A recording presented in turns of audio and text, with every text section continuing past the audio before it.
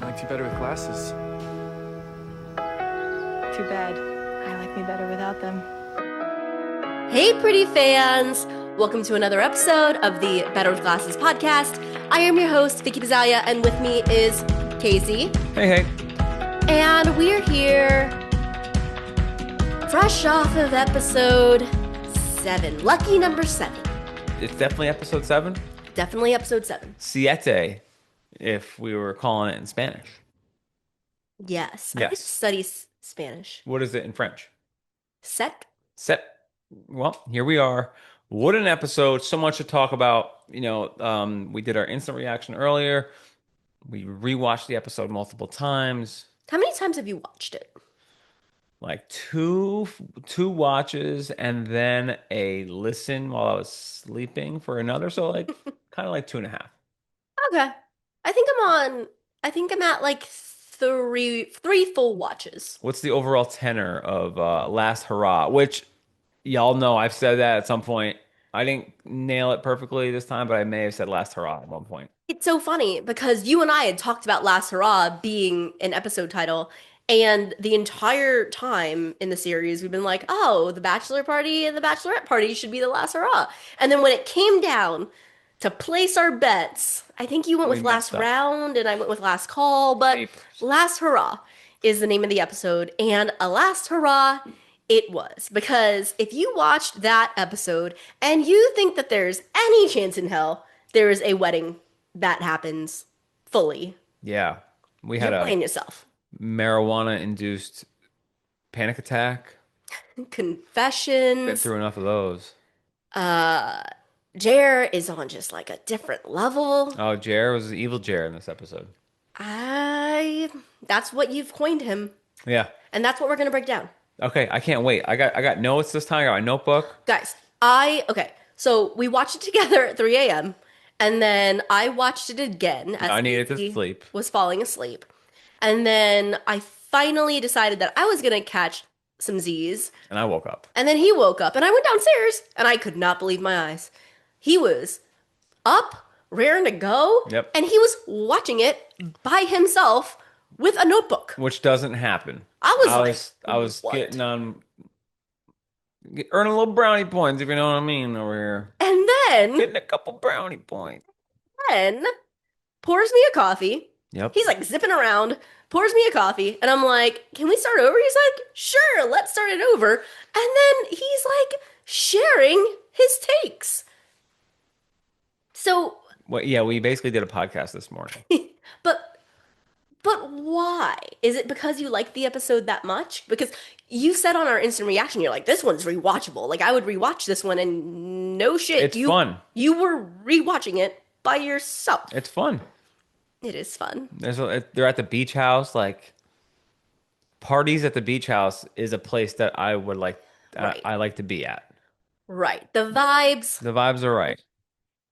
The idea was right. The The idea was vibes right. were a little off. Yeah. But I like that chaos. You guys know me. I was watching it pretty stoic, honestly, the first time through, and then the second time through, I was by myself because Casey was sleeping, and I was very sad. I was a big sad. I wasn't like ugly crying, but I was definitely tearing for like the entire last 15 to 20 minutes. Yeah, that happens. That happens. Yeah. And just let's give a round of applause for life being good. So I was in a real good mood this morning. New job is going great. New job's going well. Yeah, You're life is perfect right now. great.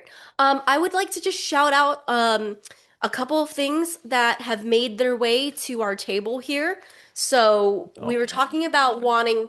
I'm gonna rewatch it again tonight, and we'll probably rewatch some Cowboys stuff on Netflix.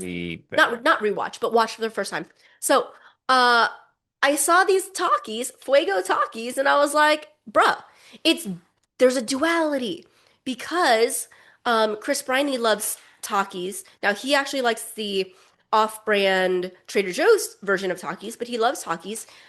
And obviously Jeremiah brings them in his box. He's got weed. He's got a Fuego plate. Takis. He's got Smirnoff Ices. If that gives you any thoughts on how young they are. And That He's that got, just missed me, the whole icing thing. yeah, you weren't into icing? Like I had friends who were, Yeah. but I feel like I just it never caught my friend group. Yeah. And then like we Did would it? go to like different college campuses and they would be icing each other. We're so fucking old. Yeah. Like, somebody needs to tell me, is it still a thing that's happening? Or did Jenny remember it from And thought she would bust it and back you out. would just bust it out? Like, is it still a thing if we go talk to a 21-year-old today in 2025? It's like you would hide it like in a drawer and Yes. wherever you find it, you gotta like get on your knee and chug it or something. Yeah. You didn't enjoy it? I never had to do it. Oh. I I liked Smirnoff Ices and I liked being able to chug it pretty fast. So I would like getting iced. So anyway, um, so let's do. Sorry. Um, I can't have him stand because She broke it. you heard in the preview episode that I broke him. I don't know if it's a he or she. It doesn't look anything like the one that made an appearance, but a cameo from the little glass unicorn. And it was a really big deal. It was a really cute scene. We're gonna break it down. And not only that, but he got me the big one and he got me my mom. Hey, you were cut from the episode. I was cut from the episode. Oh, Heartbreak. yes. We're not trying to bury the lead here. I will tell you guys what scene I was in, or rather around. But yeah, ended up on the cutting room floor. Very similar to Lola In. in I Know What You Did Last Summer. Yep. It You got happens. to It happens to the best of us. right. It happens to the best of us. Me, and Lola. You got an amazing full frontal in episode 1. Saying full frontal, like we know what you're talking about, but that totally means something else. Yep. Okay, we'll leave that there. So as always, guys, we are gonna go through scene by scene.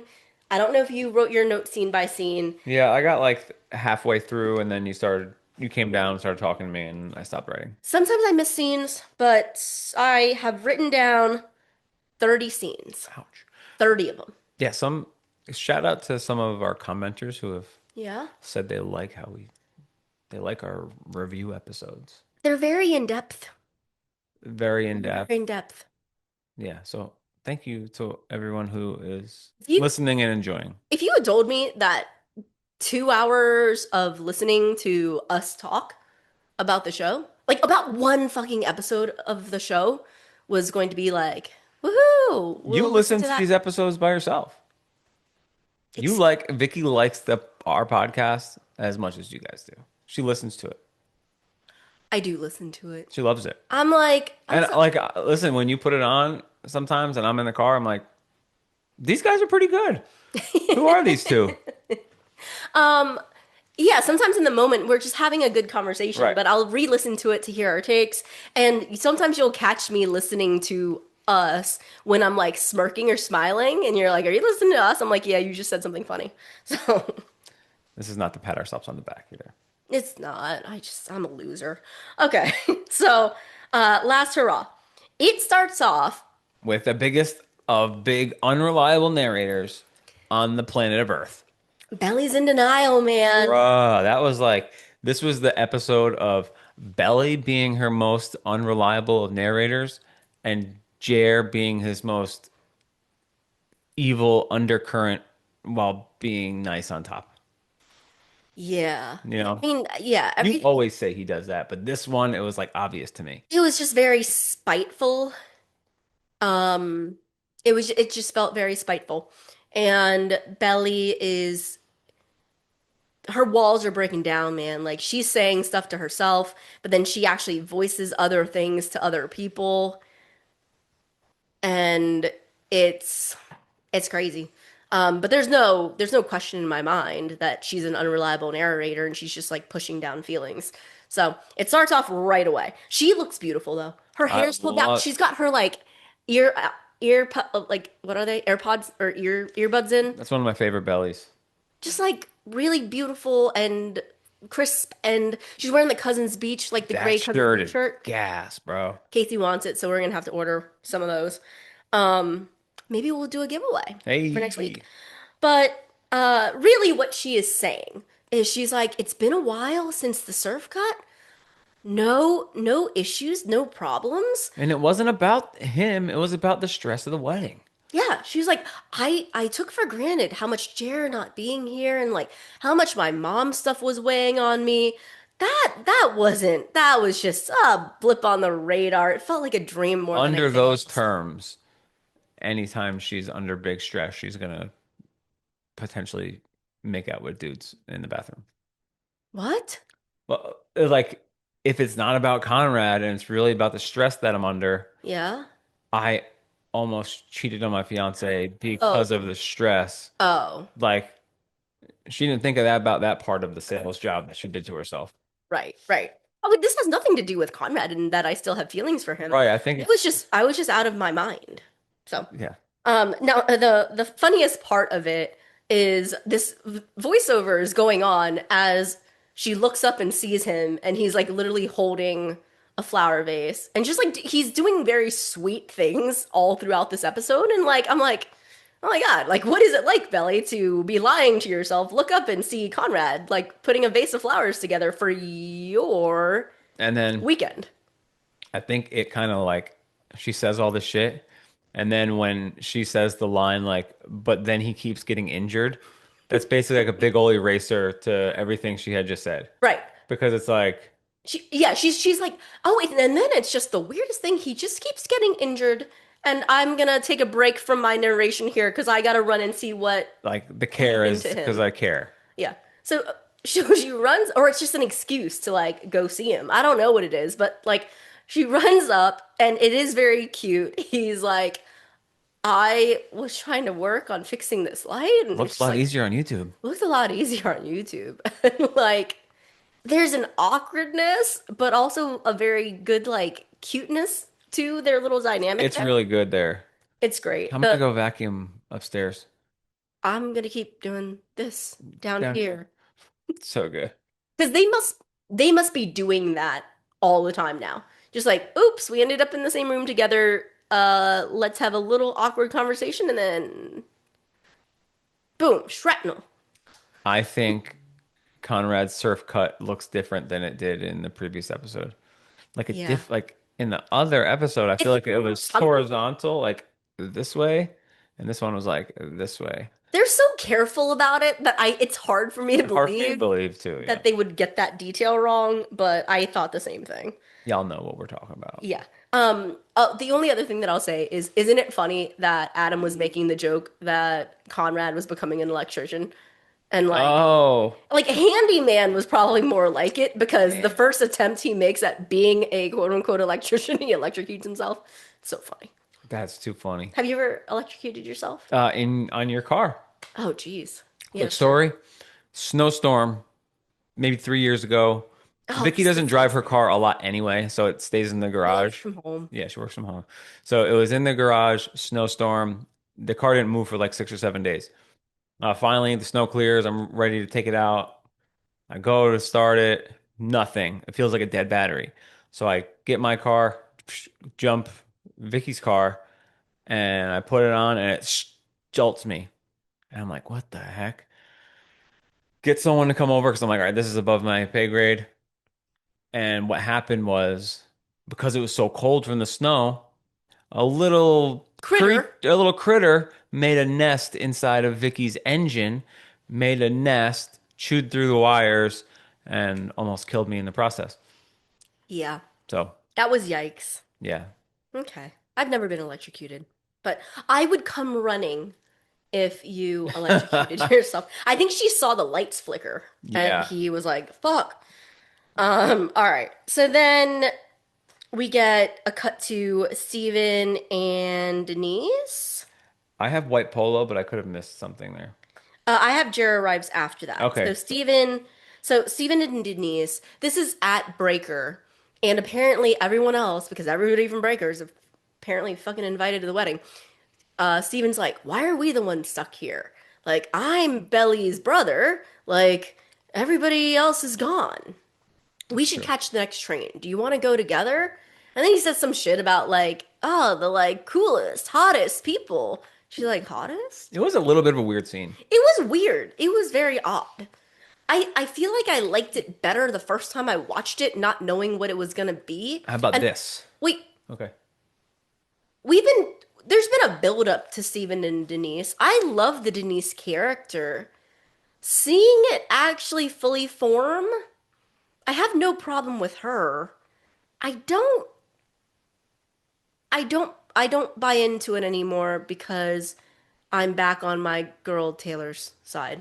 Same. And it happened this episode is where I'm like the second watch I was like, Steven Denise, nah, got love for Taylor. I Taylor for think life. because they're in that kind of weird, awkward stage where it's like not the initial beginning, kind of in that weird, awkward stage of like, will they, won't they, don't want to mess this up. I think Jenny may have intentionally wrote it a little bit choppy and awkward. Awkward. No. It felt like I told you this, but if you can follow me for a second, I said this before, Jenny has outwardly said that the Belly Conrad story is very similar to the Stephen Taylor story. That like there's a lot of like mixed feelings, lack of communication, self-preservation, insecurities. It's like all rooted in that same thing, not wanting to get hurt, not wanting to hurt the other person. All of that exists. Mm-hmm.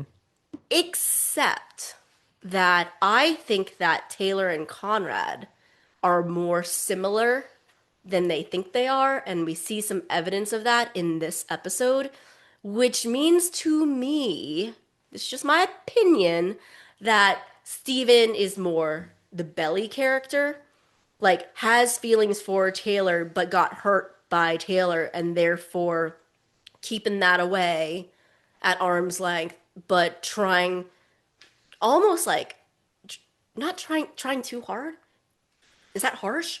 It not the ickiness, but the way that it played, the choppiness of it felt very similar to like Belly and Jer in season 2. The whole like, why won't you kiss me in Truth or Dare? Yeah. Like that's the forcedness of it that I feel. Okay. It's okay if they end up together, but like it's just like a reach, and I don't know if it's a reach because he really is feeling Denise, or if she's just interesting and he's so like trying to separate himself from the Taylor hurricane, Or as maybe he'll he's call it. trying to separate himself from like that era and like moving into a new I'm sh- world. I'm sure, right? It's just given a little bit of Conrad Belly vibes. Okay. So then Jer arrives. White polo. I like the white polo. That's like a classic. Yeah. White polo, blue horse, Yeah. you know, When that classic. when the overhead of that came in, it's just like so beautiful. It's the house that we love. Conrad's range is in the driveway, and then the red Jeep pulls up. It's really nice. Belly comes running out. Jer's got boxes of stuff. Yes, party favors, so to speak. Party favor, so to speak. And as soon as he pulled out the joints, Belly gives him a look because we heard her tell Steven before, like, does he smoke too much weed? Yes. Right. So clearly they've had that conversation before because as soon as Jer shows her, he's also like, come on, it's just like just this weekend and all this stuff. So, um, Conrad comes out and he immediately is like, oh, let me take that from you. Like to Belly. Oh, Belly I didn't catch that. Belly looks like she wants to get out of there as soon as humanly possible. He takes the box and she's just like very she's she's a wreck. What She's a I wreck. noticed If you was look at her, she's a wreck. Conrad's energy. Is nice. Amazing. He's being such a good brother. Yes. He's like, even if it's not his normal homeostasis, he's putting on a good show for his brother and like putting his best yellow out there. He's not moping Being around. outgoing guy. Being outgoing, being supportive. And I don't love Jer's initial reaction of like shock. Like, "Oh, you planned things?" And Conrad's like, "Of course I did. You asked me to He be." made a list. Yeah, I made a list of like of course I did. Number 1 because I am organized as a human being, and number 2 because you asked me to be co-best man. So, yes. Yeah, I couldn't tell if that's a dig. I think I'm overreaching only because I know the way Jared goes and how he kind of veers in this episode. So, um, scene number 5, all I wrote down was Adam sucks. I wrote down Adam jerk alert. So Adam shows up. So we get to see the inn where that must be where the room blocks are for the wedding, Yep. and everybody is arriving to cousins because the wedding is technically 2 days from now. He shows up with his mistress, as Laurel calls her. Right. I'm not going to kill him over that, but I am going to kill him for being an asshole for no reason. And by that you mean Someone has to. yeah, thank you so much Like, for helping to plan this wedding. Somebody had to. are you fucking joking me? That is It's just so rude to Laurel. rude, uncalled for, no place for it. No, There's no place no for it. tact. It's There's just no place for it. yeah.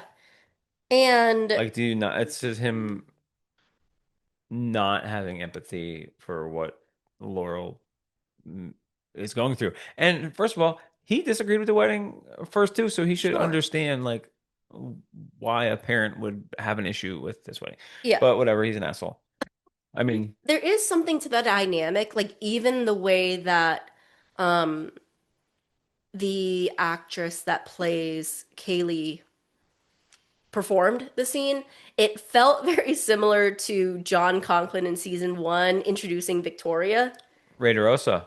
Right? It was like, Vapidits and Lululemon, right? Like she comes in, she's clearly younger. She's like trying hard to fit in and trying hard to like overextend herself. Just like Ray. Just like Victoria. So it gave me similar vibes there. The one thing that I misunderstood was the like, oh, can I have your cell phone number? I have a bunch of Mother of the Bride questions.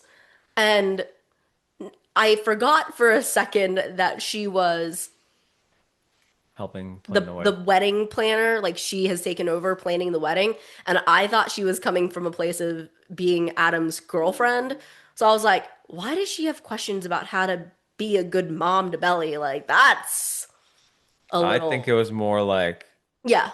mother of the bride, like, hey, you need to be here. Here, walk here. Yes, that's what I thought it was. What color is your dress so I can make sure the flowers match? Like it's shit like that. You were right, but like the first time I watched it, I was like, step off, bitch. She reminds me of like a famous a Temu version of like a famous supermodel or like a famous actress.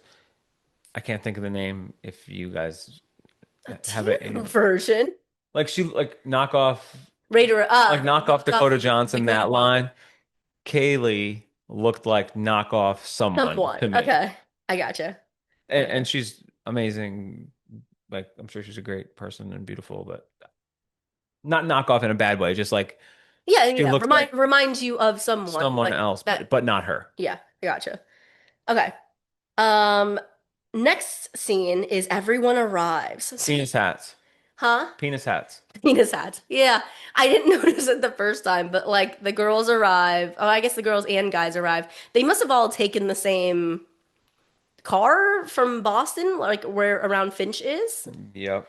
You would think, who knows? But they all arrive around the same time. Jer opens the door, Belly greets them, and Fish. jellyfish. Annika and Taylor and some of the guys have like headbands with like penises on them. No comment. No comment. I didn't notice it at first, and I'm like, oh, that's funny and fun.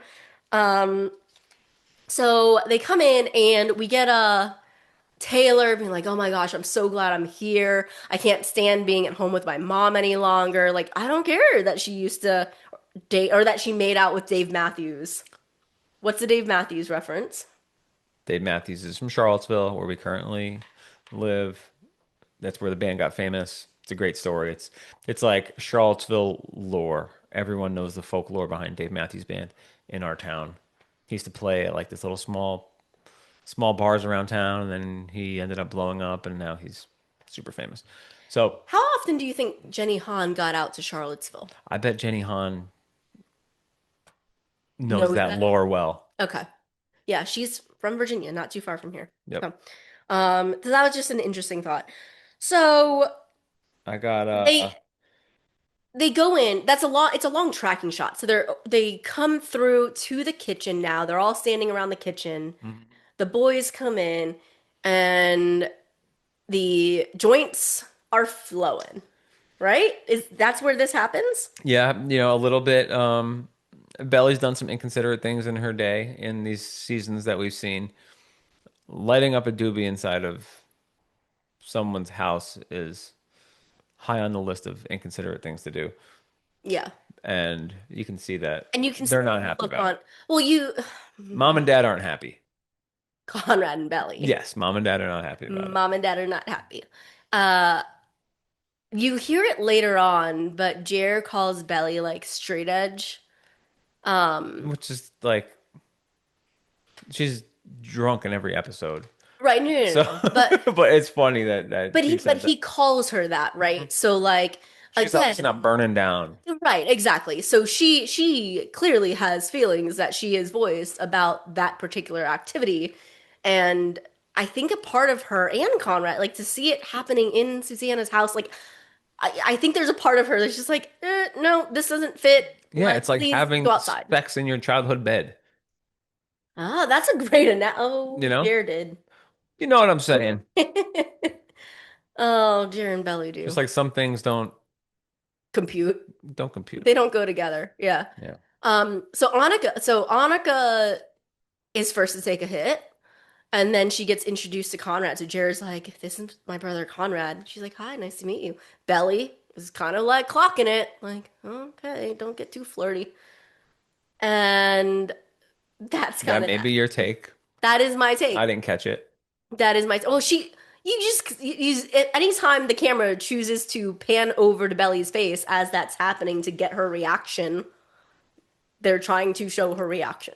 But then it's like, oh, let's fire up the grill. Let's do this. Let's do that. Looks And fun. it looks fun. It looks fun. It looks like it's going to be a blast. So then we have the pool. So then you have the three girls. They're all looking great. Yep. I like that. It's very fitting of Belly. So she's like, I don't even know 100 people. Like, I didn't have a bachelorette, but if I had a bachelorette, it may have been two of my closest friends. You know, like Right. Belly doesn't have a shit ton of girls there. She's got her best friend Annika, best like college friend Annika, and her home girl from way back, Taylor. So it's three girls. Taylor says, "We're gonna get lit, bitches," or something like that. Debauchery. Yeah, debauchery. And this happens in the book. I never talk about it, so I don't know that you would have remembered it, but they're talking, and Annika is just like, oh, which one of these guys is Oh, single? great scene. It is a great scene. And you get to hear Belly say, Blake, he's single, that's Jeremiah's ex, and then such and such is single, and then Should we mention a little, that's a little bit of a it is. It's a reminder. little reminder there of Jer Being is open opportunity. open, What does he say in season one? Equal opportunity. equal opportunity. Yeah. So Blake, we had talked about this because he tells Conrad in season two, like, I went to prom with Blake, and you and I were like, guy or girl? Because Blake could be a girl or a guy's name. So Blake is a guy, Blake Lively. and they're still friends. And he's at, You think Blake's the white dude or the black dude? I don't know. Well, I think the camera when she said Blake was on the white dude, so that's what I'm gonna assume. Okay. Um, and then Annika just makes a comment, like totally fine girl talk, makes a comment like, you guys never told me that Conrad was so hot. I would totally pick him, right? She's just like, I would totally pick him If it wasn't first love. Belly's first love. And Belly's like, oh no, it's cool, it's cool. Oh no, go for it. And Taylor, This is ultimate friend here. yeah, Taylor just being like, Don't don't do it. don't do it. Don't do it. Like, I love it. I love it. That was one of my favorite lines. And let me just say, Conrad's got the sauce. Conrad does have. I mean, yeah, Conrad's got the sauce. yeah. I mean, Conrad's got a little seasoning as well. seen it before. Right. We've seen it before. Conrad Conrad can pull. He just isn't looking for that Right. 24/7 365, you know? How about when Taylor says Belly has the ultimate no leg to stand on? Her Her ex ex is is the the best man. man. Oh, because yeah, and then Annika says, "Oh yeah, this group is messy. Love it. At least they're winking at the Messiness." craziness of all of this shit. Right, right. Especially to an outsider. That's the best part. Right. Yeah. Is that an outsider would be like, what is this? And then I'm just gonna make a point here. So they are all having fun. Jeremiah jumps into the pool, or I think Redbird maybe like pushes Jeremiah into the pool, and you see Conrad just like Who is this no guy? no fucks to give, just like jumps with all of his clothes into the pool. And the only thing I'll say about it is he's not mopey. Yeah, he's not. You know? It's a good He thing. he he gets a little that way when he's around Belly, but that's just because he's harboring these deep feelings of love for her and he's trying to like be very careful and walk on eggshells, but like he is, I'm not going to use the word fixed, but he is back to who Susanna and Belly and Laurel like all described him to be before season 1. Yeah. You know, he's not a drag. Like in season 1, he is a drag. In season 2, he's preoccupied with a bunch of other stuff. But yeah, he's just like a Debbie Downer all the time. He's kind of like when that little short period of time when Susanna maybe was going to be okay, He was lighthearted, lighthearted, and he was with Belly. Let's not and forget yeah, during that and time. then like a little bit of the carnival day or the Yes. he had some he was feeling himself that day. Hmm. So happy to see it, love to see it, excited. Yeah. Then we have the arrival of Denise and Steven.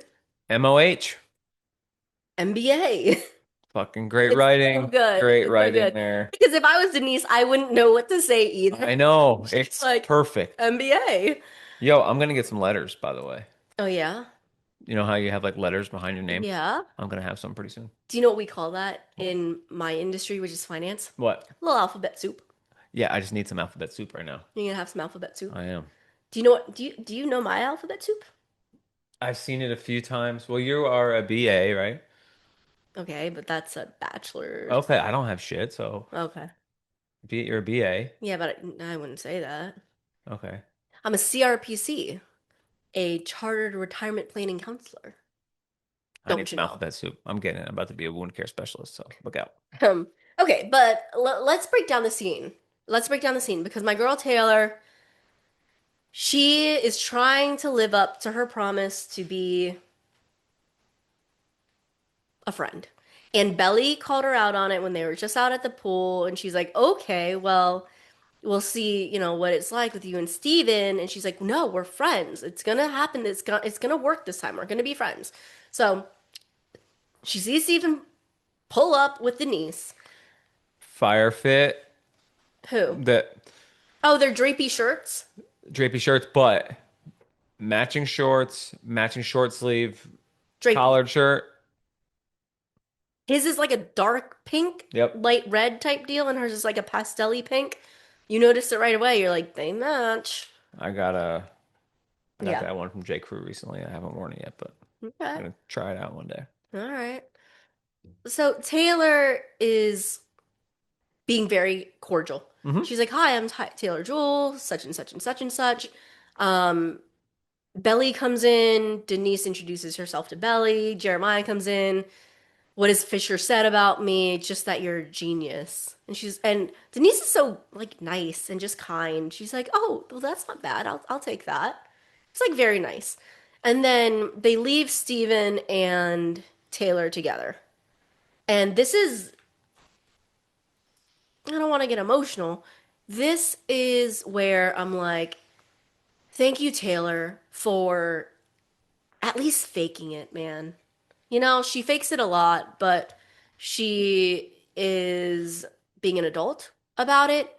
He is wondering if Hurricane Taylor is about to strike. Love it. She offers to wingman for him, Ooh, wing woman. wingwoman for him. And I like her cute bow, like I would be honored. Um, But she's like, yeah, that's what friends do. I'm gonna help you get laid. And like, there's a part of that that's like fake. Gonna be the bigger person. Kind of like when Belly hugs Conrad at the trash cans and she's like, friends. And he's like, yeah, friends. Well, there's a point too where you're like, That's all you can do. even if you're trying to do something, you need to keep telling yourself the positive thing. Right, you can't go You can't negative. go negative. So it's like, I'm gonna be a good friend. I'm gonna be a good friend. I'm gonna do this because it's what a good friend would do. Hmm. And a lot of times it works. Yeah.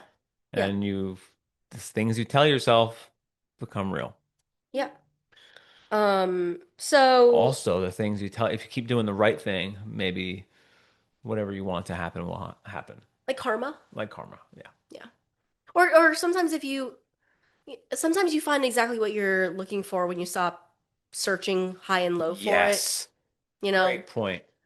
like sometimes instead of like begging for it or praying for it all the time, sometimes if you just kind of like ask the universe for it and then just live your life, Yep. things will fall into place.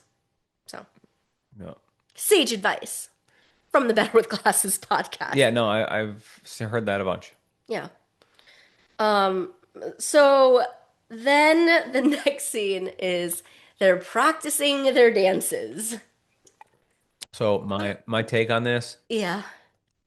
Jenny just loves a good Jenny choreographed just loves dance. good choreographed dances.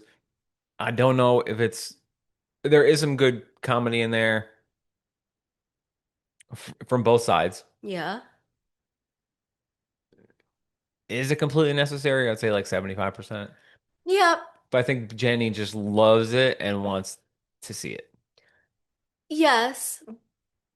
Also, it's a thing that people do for their weddings.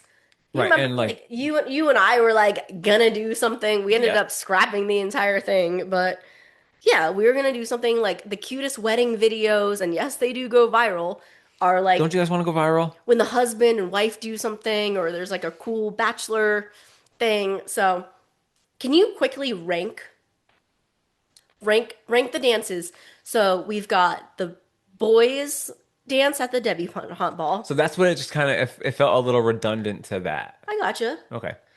But we got the dance at the debutante ball, Yep. the boys, Yep. and then we've got the Belly and Conrad dance, like the actual waltz. Okay. Then we've got Steven and Taylor Party in the Party in USA. the USA. And then we've got the girls here and the guys here. I So would say the dance itself, but like the scene of it. the scene Seeing of them it, I would say the most recent one with the guys and Denise, because Denise is, is so funny and delivers some great lines. yeah. But the like talent wise, Uh-huh. the three girls dance is the best. Yes. Yeah. That shit was popping. Yeah. Uh, And I do have a special place in my heart, obviously, for the Belly and Conrad dance, but season one, the boys dance, because that one was like polished. Like here, we're seeing them rehearse. right. You know, the polished one where they're in their little suits was really cute. You have a special place in your heart for choreography as well. Yeah, I do. I do.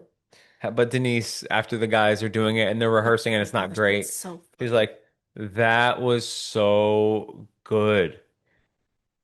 that And he's dropped significantly. Kenny's dropped significantly. Her delivery, It's man. hilarious because because she's supposed to like help them or critique them or whatever or just like be the belly in the situation as they dance around her and it's just she's perfect. She Like really is. as in her character is just like I like her more than I thought that I would. I'll just Oh, put it that yeah. way. Like she fits not only does she fit in the group, she fits as a character that is believable inside of the group. And that is lovely. The funny part at the end of the girls is Taylor starts freaking out. She's like, "Do you want to go viral?" No. Annika and Belly both say. Real quick before we go off of that scene, Yep. there was no acting involved. Chris Briney does not like to dance. It would appear. It looked like his soul was being sucked out of him to have to do that dance. Okay, so I don't mind. I like dancing, Yeah. right? Like Yeah. I get down, Okay. but like being forced to do a choreographed dance Yeah. could be like a little embarrassing, Yeah. you know? Yeah. So It just makes me think of like in Delaria, like they made him be a part of, and it's funny content. They made him be a part of like a TikTok dance thing, and they made the caption, "One of us was forced into this," and it was just funny, and that's what I thought of the yeah, entire time I was watching content. Except that he really wanted to get it right, so like he messed up in the beginning. Remember, he's like, Denise, no, no, restart it. I'll get it. I'm like, oh, nice. and then at the end, he's like, I thought it was a little forced, but but now I think it's like for real. He's just like, Jer, on the end, the move, like, is that on your fingers or on your palms? Because my palms hurt. And Jer's like, yeah, I think it's palms. So, Yeah, I mean he's being a good sport. yeah, That's him right. being a good sport. Like Yeah. there's nothing that can take away your G card. Like So we were, I wouldn't use the word begging, but we were looking forward to some brotherly moments. mm-hmm. And in season two, we got a lot of really good Jer and Conrad brotherly moments. Okay. And we did not get those in a healthy, rooting for these brothers kind of way in this episode. And the first example, Exhibit A, is this scene. So, how does it even start? Jeremiah is does he start with the weed conversation? Uh, is that the same one? Yeah. So after they Oh finish the God. dance and Conrad's like, so the palm thing, like we're like, what is it? It's like, yeah, I just stopped smoking weed. And I stopped You smoking want to weed. smoke? And then he's like, Belly Just doesn't quit like weed. it. Belly doesn't like it, and I have to keep, keep my head clear for work. Yeah. But I'm sorry, I keep talking over you. What did you say? I just quit smoking weed. You want to smoke? It's like what? He's like trying. I don't know that is he trying to like showcase growth to Conrad while handing him a joint? Yeah. It's like, Like why? I stopped smoking. I stopped smoking, but hey, do you want to smoke this with me? Yeah. Hi. Want to get high? That's not even the part, man. Like, there's that, and then that leads into like him again being like proud that his dad offered him a full-time job and he's gonna finish school, like his last semester of school, taking online classes. Which isn't the end of the world if Is he that a bad thing? I mean, I don't know. no, like not the online classes part. Like I agree that, given the choice, you don't need to be back on campus. Right. It's a little bit embarrassing anyway, and you got a full-time job, so you may as well start making money, get a salary for real. Yeah. The part that's hard is Conrad immediately is like, you told him no, right? Like do And something and you you just do. yeah, you just see the difference between where Conrad feels he's at with Adam and where he wants to see Jer. Like he really wants to see Jer separate himself from Adam Sure. and not follow in his dad's footsteps. And that's what he says. So, we rag on Conrad a lot for not saying his true feelings and just being a dick. Here, he actually says, like, well, what do you want to do? Like, why don't you find out what you love to do? You don't have to follow in dad's footsteps. What I'm saying is you could be better, you could be more. And Jer says some stupid shit like, I don't know, I'm 21. Like, I don't know what I want to be. All I want to do is marry Belly. Like, okay. Financially, it could be a good move for him. I don't know what his dreams are. I Like, I don't know what he's trying to get here though. Like he says something to Conrad about not smoking anymore, like he wants an attaboy from Conrad, but yep. then takes it back. And then he says something that he's proud of, which is dad offered me a job. And then when Conrad is like, well, is that what you want to do? Then he takes it back. He's like, I don't know what I want to do, but this sounds good for now. Like, so you're kind of making Conrad's point for him in a way. And then you see a little bit of that that cleavage starting to form, like in between them. Yeah. And then it just starts to get a little hostile. I don't know any other way to describe it. Then Jared's like, oh, and by the way, thank you so much for working on the house this summer. And Watching my girl. yeah, and you've been looking out for my girl. That's such a weird thing to say. It is perfect writing if Jenny wanted to be like, I want this to feel weird. It's not.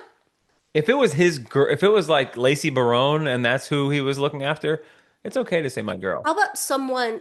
Yeah, They've known each other since they were fucking knee high to a grasshopper here. exactly. Like, So her name is Belly. yeah, her name is Belly. Yeah. Her name is Belly. It's so odd. Like he wouldn't say that to Steven.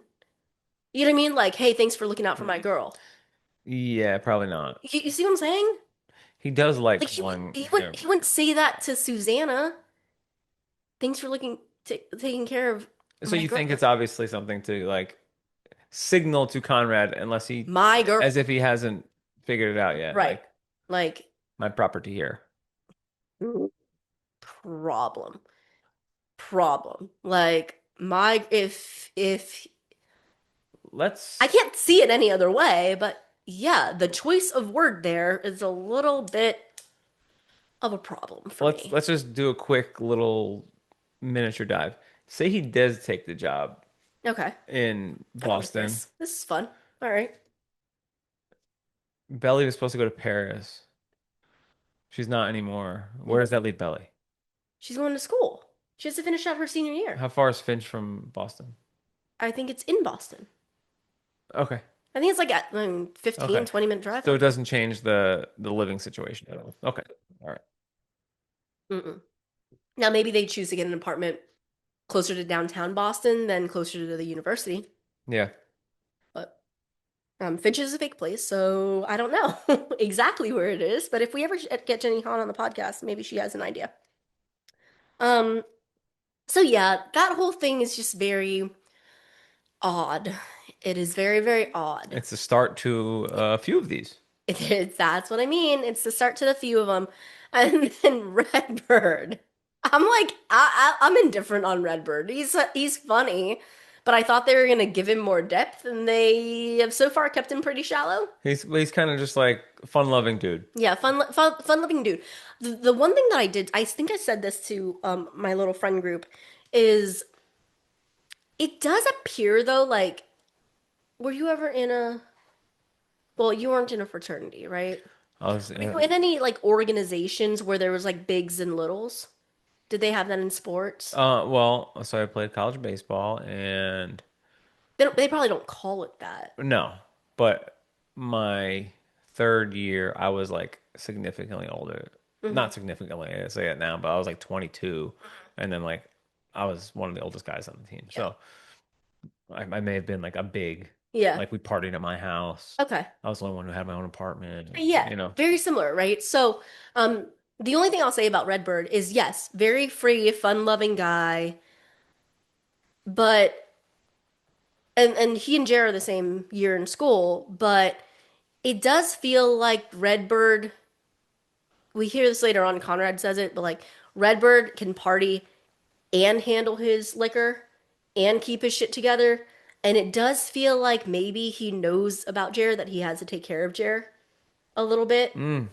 you know? So I'm not totally sure about that, but the reason I bring up Redbird now is because he comes in and he's like, I found these big glasses. They're vases, bro. But he's like, I found these big glasses. And that's the setup for one of my favorite scenes. I have so many. There's so many little scenes between Belly and Conrad, but this one hits, man. This one hit as soon as I saw it. And I think it's because it's not in the book.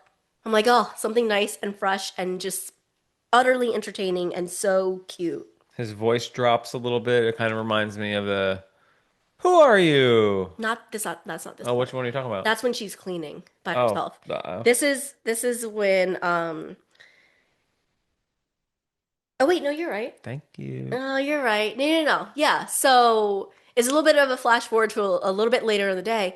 Belly, poor Belly, man. Hey, go play beer pong. He's not having fun. I mean, She's inside cleaning. Right. She's just I think she's very in her head. yeah. She's like inside cleaning up by herself. And we already established that she's a little bit messy or could have a tendency to be messy, right? Mhm. At Adam's loft. So either something about the cousin's house being messy or something about the mess here. Maybe it's a excuse not to be out there, but Conrad comes in and he immediately is like, "What are you doing? This isn't your job. Go play beer pong." And he like takes a trash bag from her. Good guy. Good guy move. Yep. Now, that's not the only thing. Then from a distance, you hear a shatter. And you already know because this dude We Redbird had the hurricane bases. had the hurricane bases and Conrad looking at Belly and being like, "I think that was one of our hurricane bases." The our? You said it. You said it when I came downstairs this morning and you were watching it, but you're like, "Mom and Dad, Mom and dad. Mom and Dad are hosting a party for these children Yep. and That's what it feels like. it's what it feels like."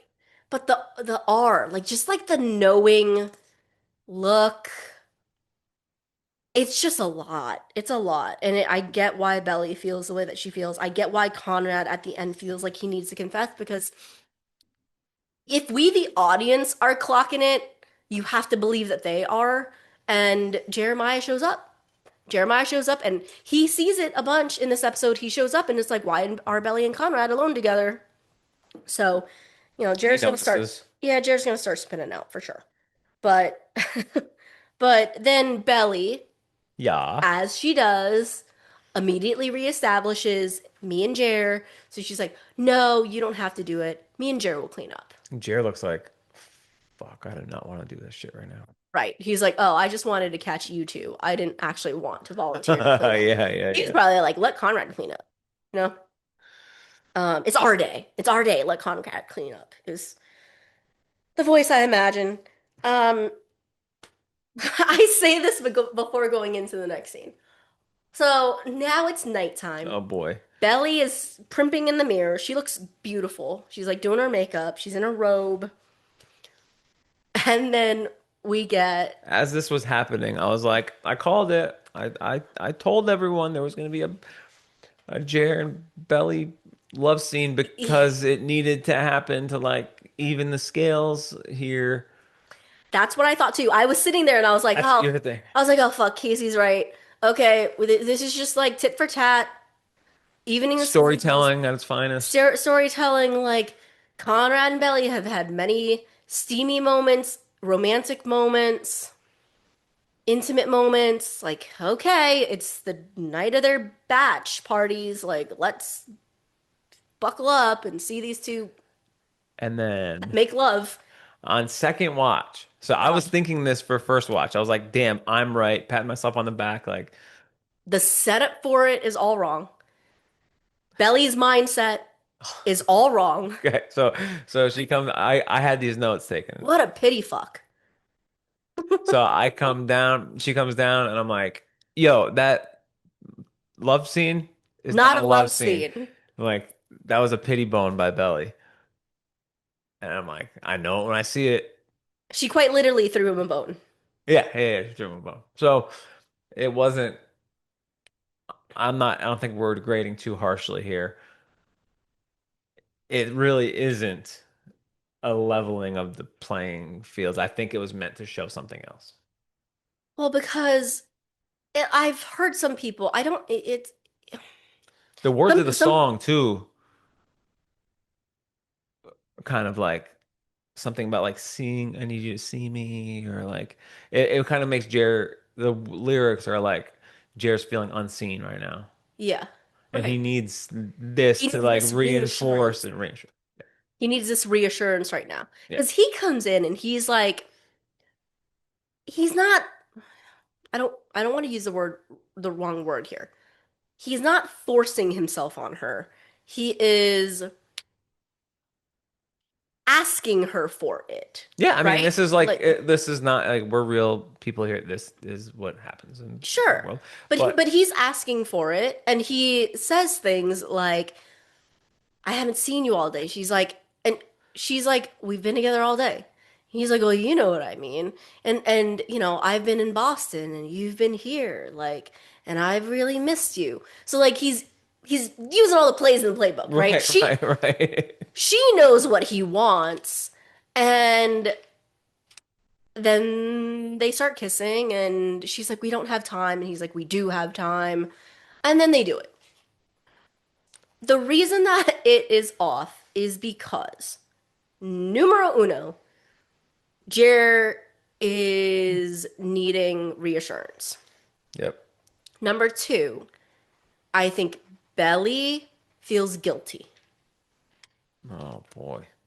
And so it happens, right? And I'm not saying that they don't love each other. They do love each other and they probably had fun. Like, I don't know.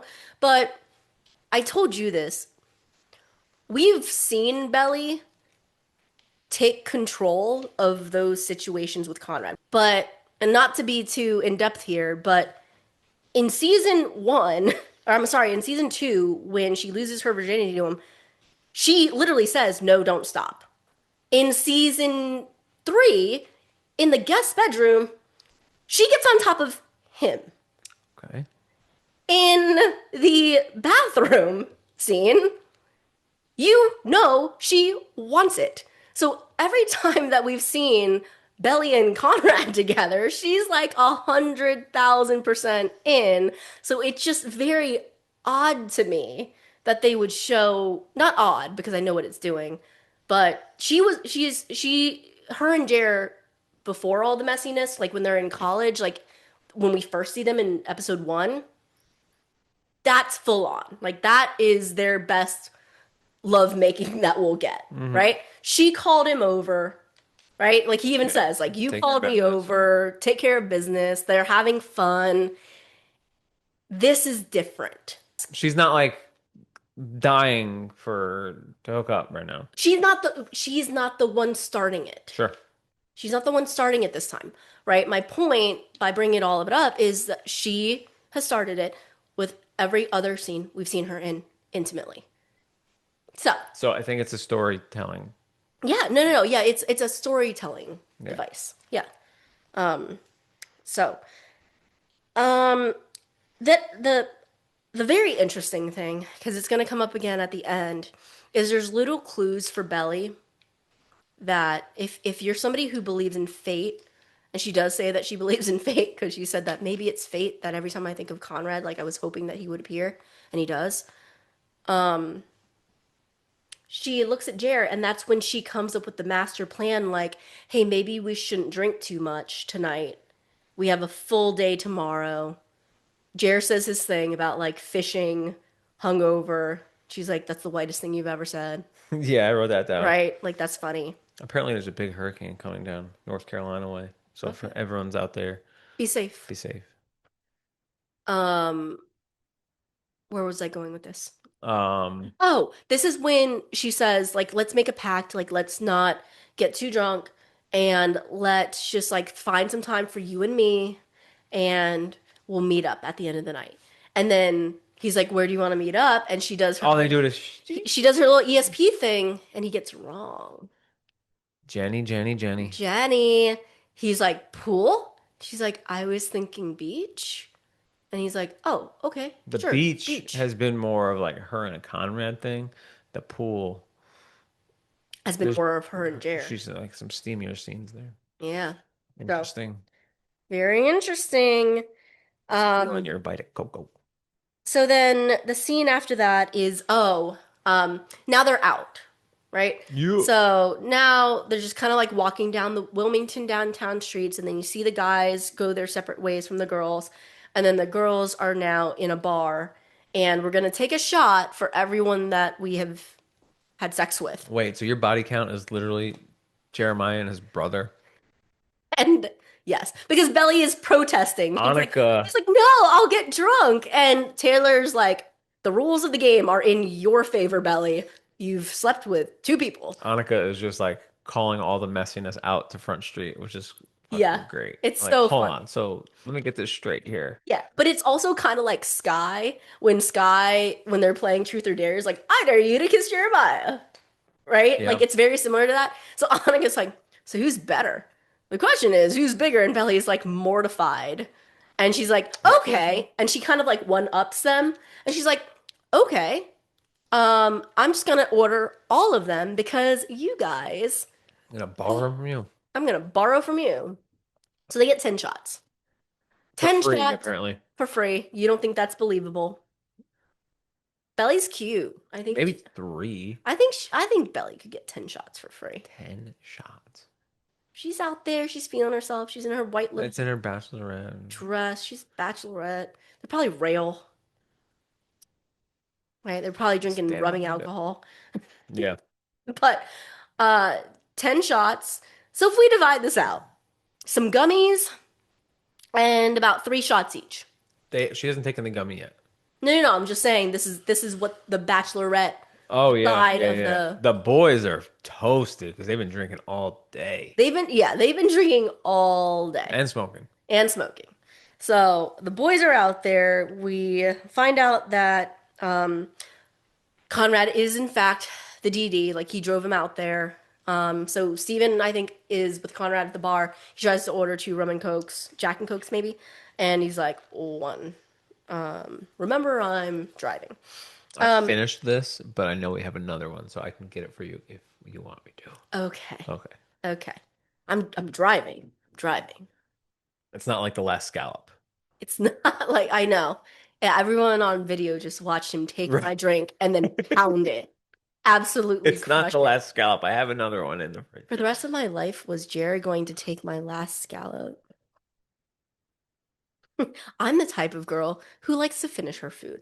I don't leave a bite to be polite. Not a scallop. I love You know belly. what does happen though? Anytime you get an appetizer in a group, the last one always sits there. Nah, I take it. I offer it. And if people are being coy, that shit's going in my mouth. Sociological experiment. Next time you're out, Nah, I'm on appetizer. Last one sits. I'm on the belly tip there. Okay. This scene did not hit at all for me. I requested it and I just didn't like it at all. Let me guess, because my notes are finished now. Stephen Conrad. Da, da, Jer. da, da. Stephen Conrad Jr. Yeah. There's still something way off with There's those one 3. good part of it. There's something way off with those 3. Are you gonna say the best part oh, I know. The Well, yeah, but best- that's after Jared peels off. Okay. When they're all there, it's just like inside jokes between Steven and Jer. Conrad feeling bad that he is not as close to them as he ought to be because he dipped out. And Steven's kind of preoccupied. He's not like. He's not really engaged Yeah. in any of these conversations. No. He wants to know where Denise is. So, Man's got a motive. yeah, the quote that I think you and I both like is Conrad. Mm-hmm.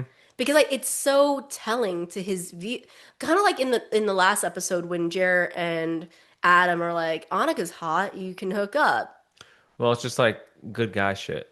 Right. Like you're not gonna try and hook up with Denise in front of Taylor, are you? Yeah. But it's Like- like, but it's like, are you really gonna make a play for her with Taylor here?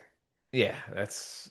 It's he the part I that's get why. the part that's frustrating, and we better see it, because if we don't see it, I'm gonna lose my shit.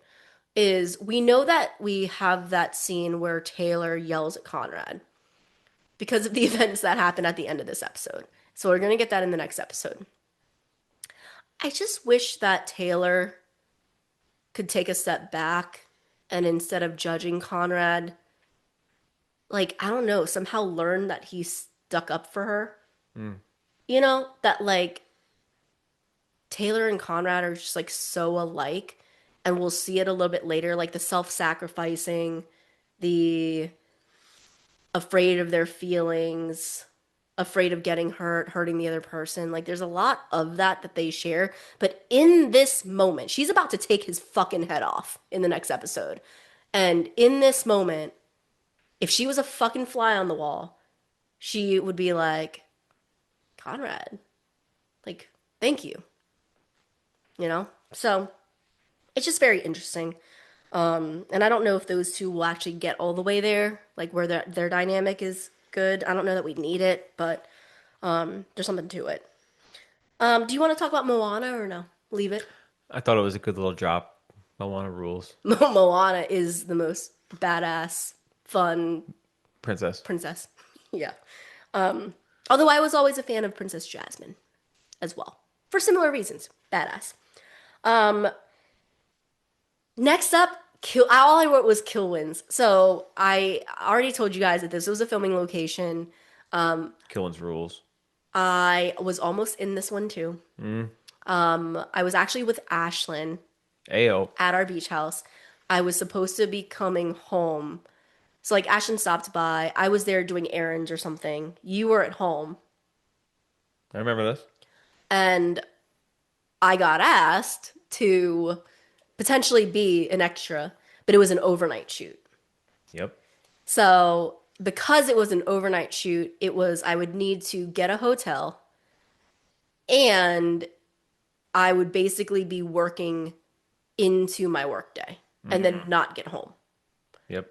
So I made the decision to not do it, but yeah, I knew it was happening. So Kilwins is Tipsy Belly. Taylor says, "Oh, I love Tipsy Belly," and she's drunk. Now she's eating the gummies. Well, no, not yet. She's about to. She about to.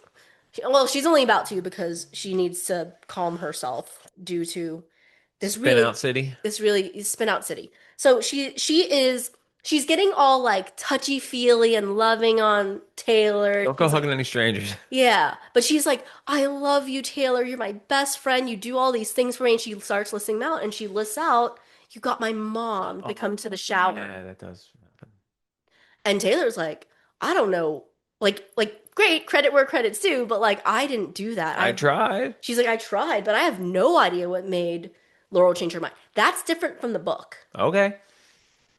which golf clap for Jenny, because by taking the power away from Taylor knowing, it gives it more credence that Belly, as soon as she knew it wasn't Taylor, she knew it was Conrad. She knew it right away. She didn't have to ask, like she did ask, but she was like, there was no doubt in her mind. She's like, if it wasn't you, it was him. So, Damn.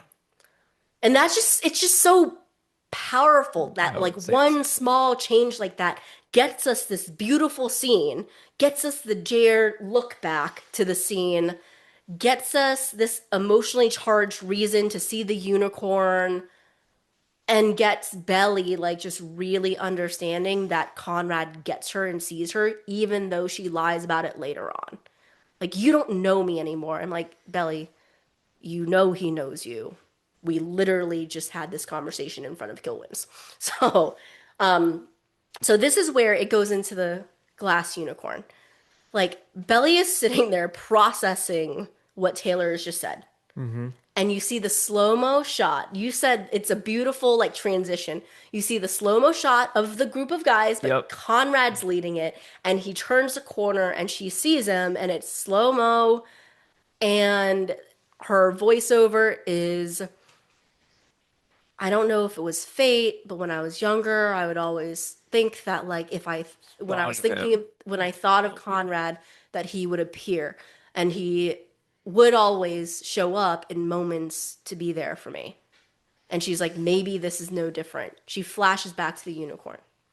What do you want to say about the unicorn scene? The unicorn scene was the best use of the children yet. Of these children or all children? With respect to Mackenzie Hicks, our friend, Yeah. best scene of all the kids, but it's because it's telling the best story. Yeah. You know? Yeah, but It's not about the actors, it's about what's going on inside of it. Yes. I don't need you to eat crow, but you have always said, I don't know what it is about you Bonrad girls, but what scenes are important to you from the book are important to them, and like, I don't know how important these scenes are. I guess we'll wait and see. you know, I've been talking about peaches, I've been talking about surf cut, and I've been talking about unicorn. And I know that all three of those, there's like a part of you that's like, what is up with this Well, listen, damn unicorn? Did it play?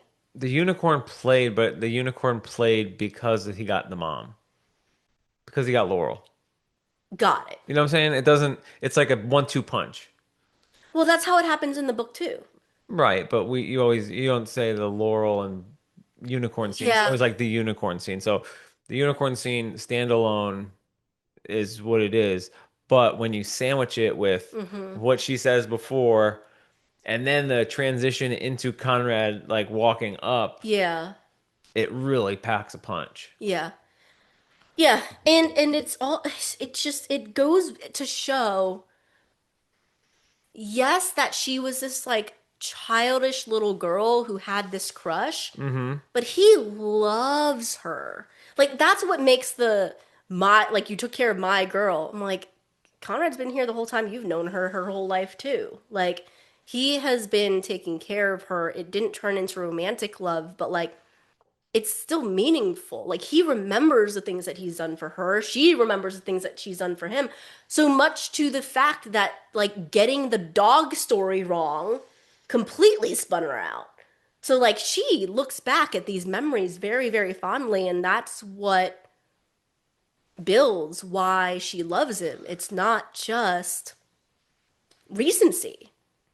And Sure. Conrad says it's later, and he's like, "What the fuck are you talking about? It's not all of a sudden. It's always like I've always loved you." Very, very sad. Anyway, that's not even the best part of this fucking scene. Then you see the transition back. Conrad's walking up. She is like locked in on him. Like it reminds me of another scene. I'm trying to remember which one it was. Oh, it's kind of like, did you get me the infinity necklace? Yes, yes. But she's looking at him, but then Jer comes up and dips her and kisses her in front of everybody. And she's like, okay, have fun at your next bar. So then they're all walking. The What? look back. They're walking, and Belly says to Conrad, she doesn't care. She doesn't care what Jared thinks. She doesn't care what anyone thinks. She is like, I'm having this conversation. Right. I wish I loved that her again, her agency, her power is coming back. She's like, Conrad, can I talk to you for a second? Yep. She's not afraid of talking to him. She's not tiptoeing around. She's like, Conrad, I need to talk to you about this. He peels away from the guys, and the Jer look back. This is why. He's probably a lot of drunk.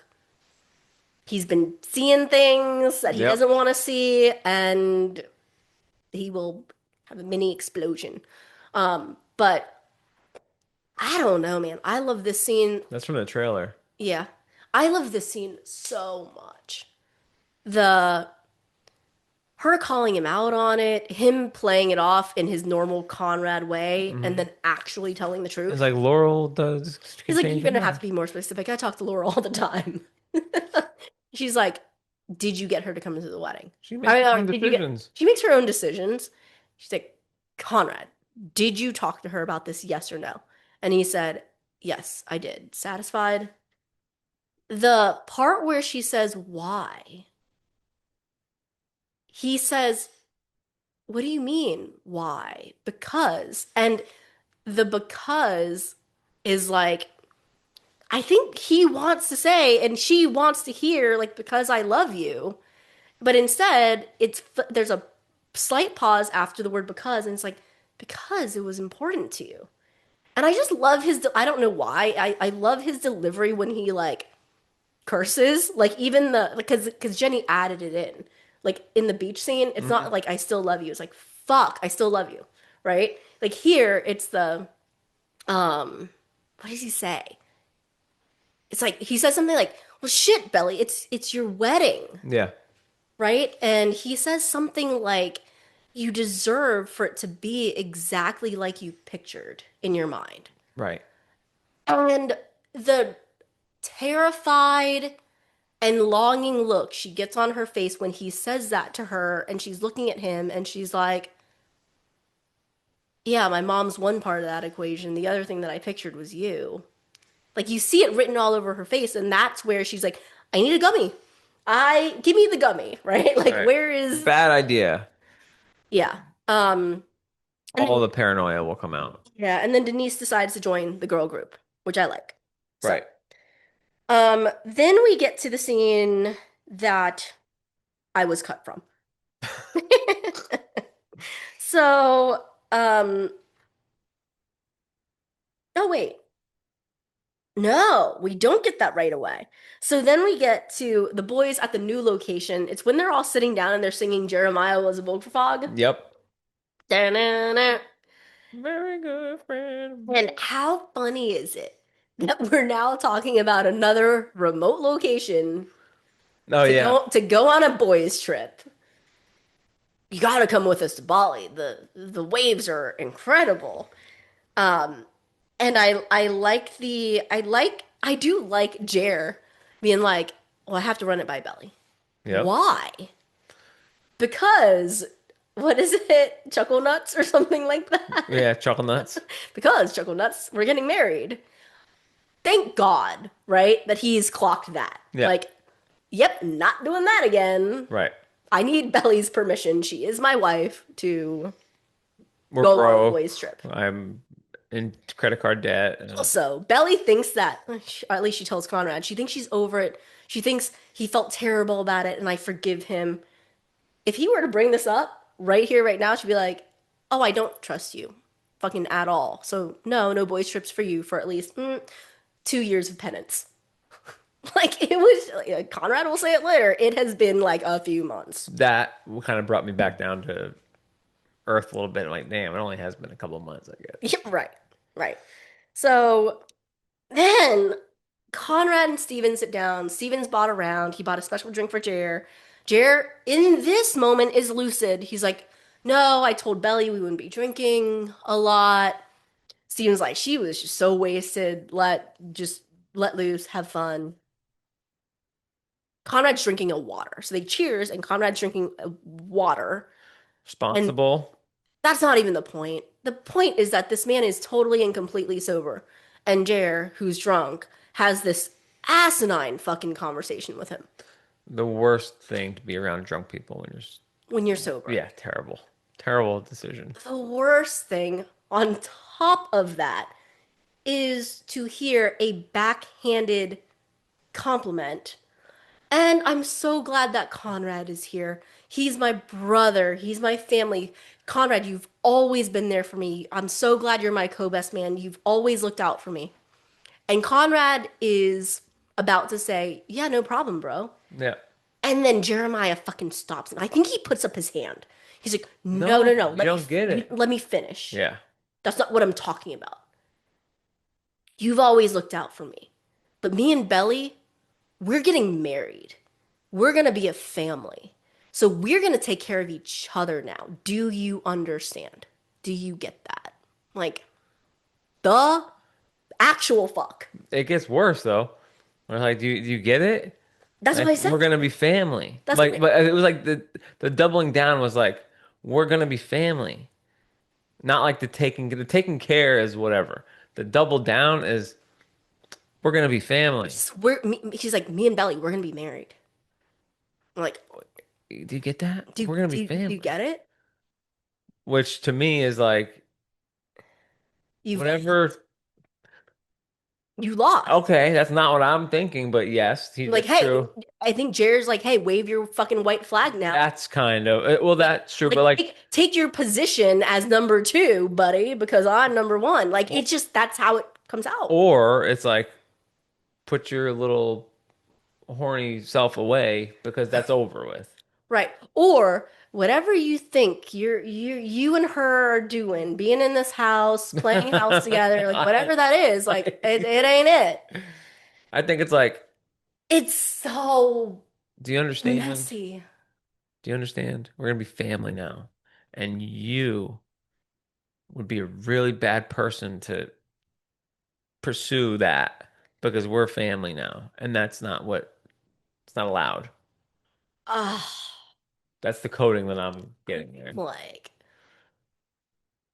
yeah. I heard, okay, so um I was an extra, called to be an extra around the Bachelor Bachelorette thing. Yeah. So I've said this before, not to go into too much detail, but when you're an extra, you're just like in this holding tank with people. Mm-hmm. You weren't there this time. No. This fucking holding tank was like 80 people because they needed enough people to fill clubs and bars from True that. every angle.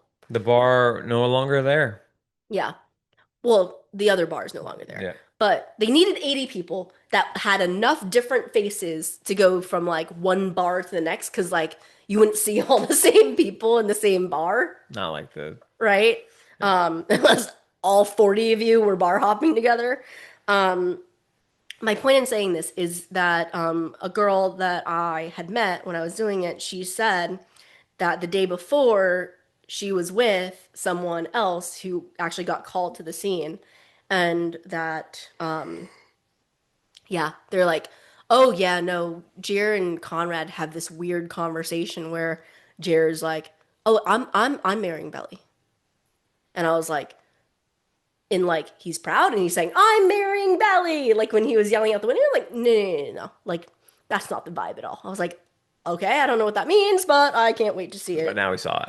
And now he saw it, and now I wish I could unsee it. So then we get, um, the girls dancing at the club, and this is the location that I was able to go to. Um, I did not get picked to be in the group that's dancing, like all the people on the dance floor. I was not there. I was in something that legitimately got cut, and I'll get there in a second. But they're dancing, having a good time, and I think it's who is it? It's Annika. Annika says, "Hey Tay Tay, nice work inviting Denise out with us to keep her away from Steven." And I think that Taylor probably is trying to prove that that's not what she's doing, so she immediately goes up to Denise and talks to her. You should do this. It's not that though. I think that when Taylor can see that Denise is like Good re shit. really harmless, Mm-hmm. like really, really harmless, and putting Taylor on this pedestal, Yeah. right? It's the whole like when the cheating guy is the problem because the girls didn't know that they were being cheated on, and then they can form a union over the fact that the guy is shitty. Yeah. If they don't know about it, you know what I mean? If they don't know about it, then they were both cheated on. I'm just using that as the example here. Okay. It's kind of like when the two girls meet each other for the first time. I think Denise said something like, "It's so nice to meet the girl who has Stephen Conklin all tied up in little knots." So, And and Taylor's like, "I'm not that, and I'm so jealous of you, and you're so pretty, and he likes you right now, and like, why are you giving me praise?" And she's like, "No, you're a powerful queen. You own that." And I think Taylor's like, "Oh my God, you're so harmless. You're so nice. You are insecure." And I think for Taylor, she's like, I'm insecure, you're insecure. Like, we don't need to be in competition here. She's kind of like, wait, level with me. Do you like him? maybe. And that's where Taylor actually tells her, like, you're the exact person that I think that he would Right. be with. I think this is probably a good thing. Yeah. The funny part about that's also heartbreaking for Taylor. I love her growth here, is when she says, you should probably call him. And Denise just goes, "You think so? Okay." And she's like, "Okay, I'll be right back." And she pulls out her phone, and Taylor just kind of whispers, "Oh, you're doing it immediately," or like, "Oh, you're gonna go do it right now." Yeah, it's funny. Yeah. The other thing that I like about that conversation is that Taylor thought, and I think we all thought that like she was a guy's girl, and she's like, "No, I just work with them." Like Yeah. she's like, "No, she's actually a girl's girl." Like her group of friends are girls, and Taylor's that girl. Yeah. Taylor's a girl's girl. So, um, I love that. So, man, I always think of when the Ariana Grande song starts, "We can be friends." I've watched that scene a lot. It may be my favorite. Because that's the belly quite literally spiraling, getting lost in the lights, getting dizzy, Flashbacks, and balls. flashback city. Before we get there, though, I only noticed this on third watch. Believe it or not, third watch. That song actually starts on Conrad and Jer at the bar when Jer spills his drink all over the front of Conrad's shirt. That was weird.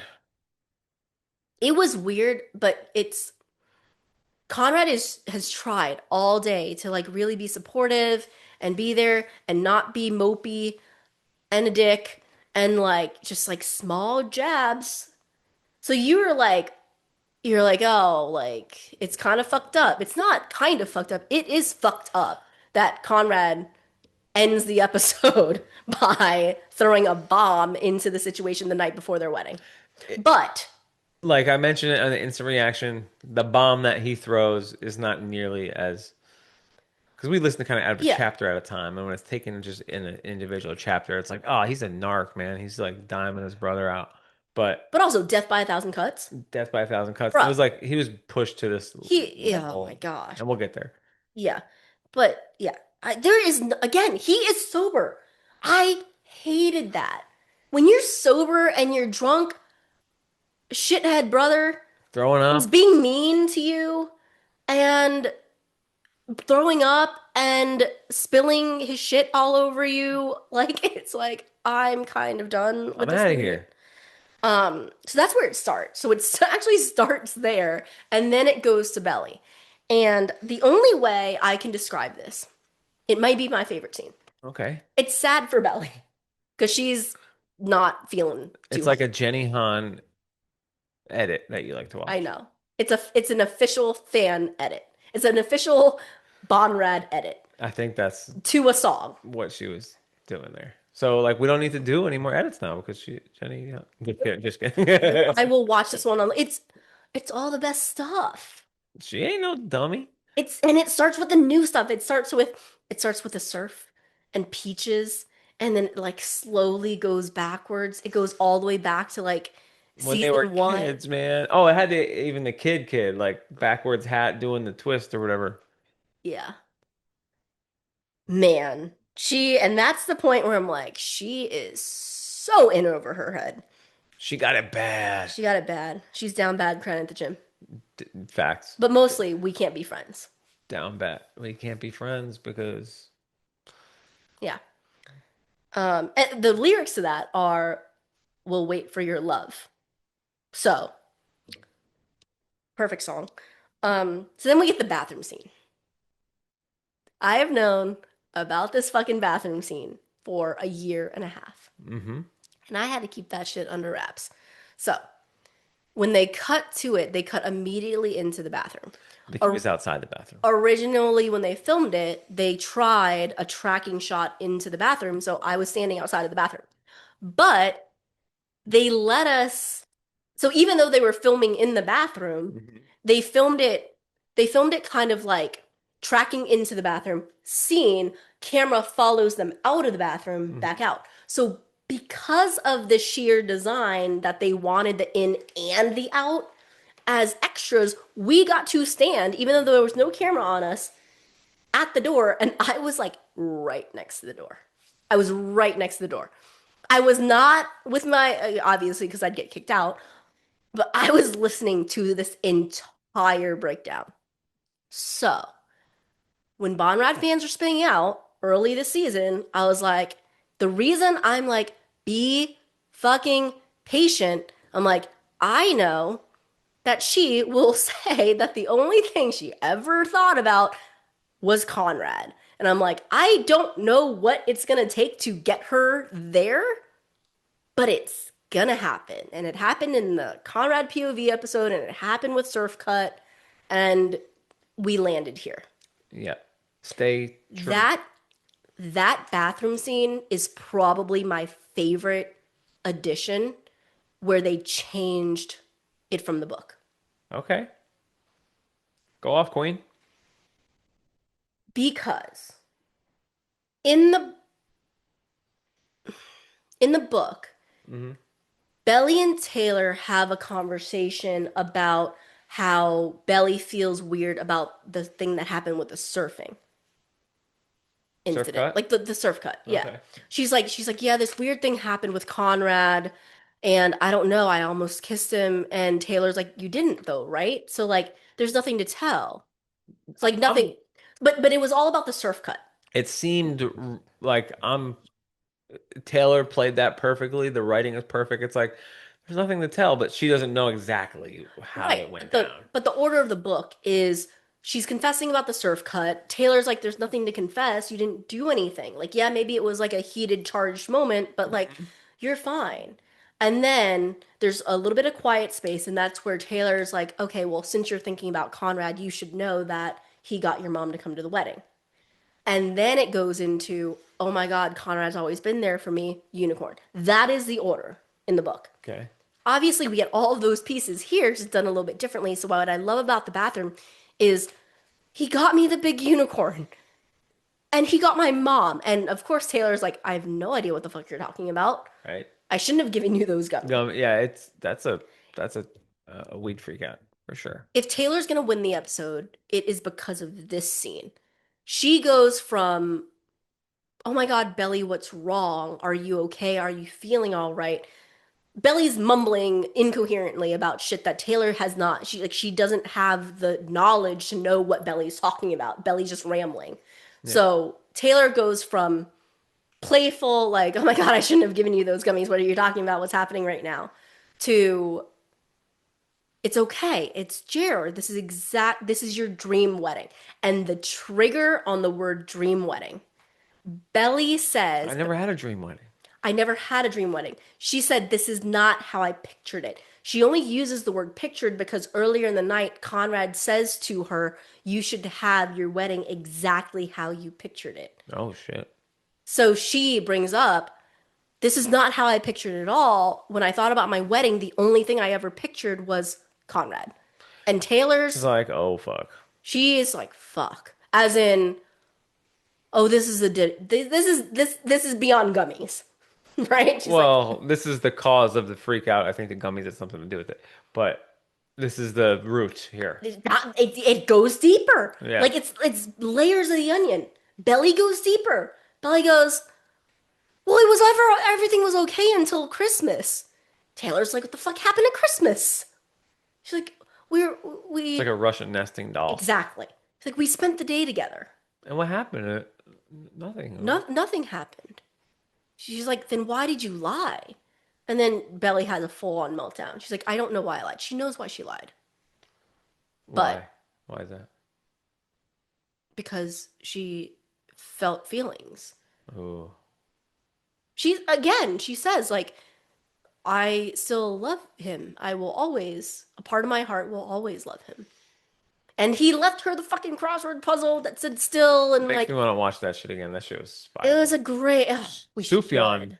We should make our own montage. We'll just go through every single episode, and we will watch the Bonrad scenes. Don't worry, a scene pack is probably on its way at the end of the season. Not from us, from Amazon. But anyway, so that's why she didn't tell. But then the psychotic part is that Belly's like, I have to tell Jer. I wish Taylor was like, go tell Jer. Because I don't even know what Belly would fucking tell Jer. I still love him. I have this big secret. I don't want to get married. Like, if Taylor didn't pump the brakes and we let her pick up the phone and call Jeremiah in that moment. Then the beach scene doesn't happen though. I get it, but what would she fucking say? Which of those options do you think? I saw Conrad at Christmas. I think he still has feelings for me, and I have feelings for him. I'm not ready to get married. I think we lead with that. I have a secret to tell you. I think we lead with I'm not ready to get married. Okay. Okay, and then we Russian nesting doll. uncork the reasons why. It's just so refreshing. So the reason I like it is refreshing to hear Belly admit it out loud to another fucking human being. I like her narration, but she's an unreliable narrator. To the fullest. And later on, when it comes to being in front of Conrad, she lies her ass off. I like that we have evidence, hard and fast evidence, and we have a witness to how she actually feels. That's my piece on the bathroom scene. That's why, to me, when I found out about it, it was just so monumental. It was so monumental. I get it, and you're right.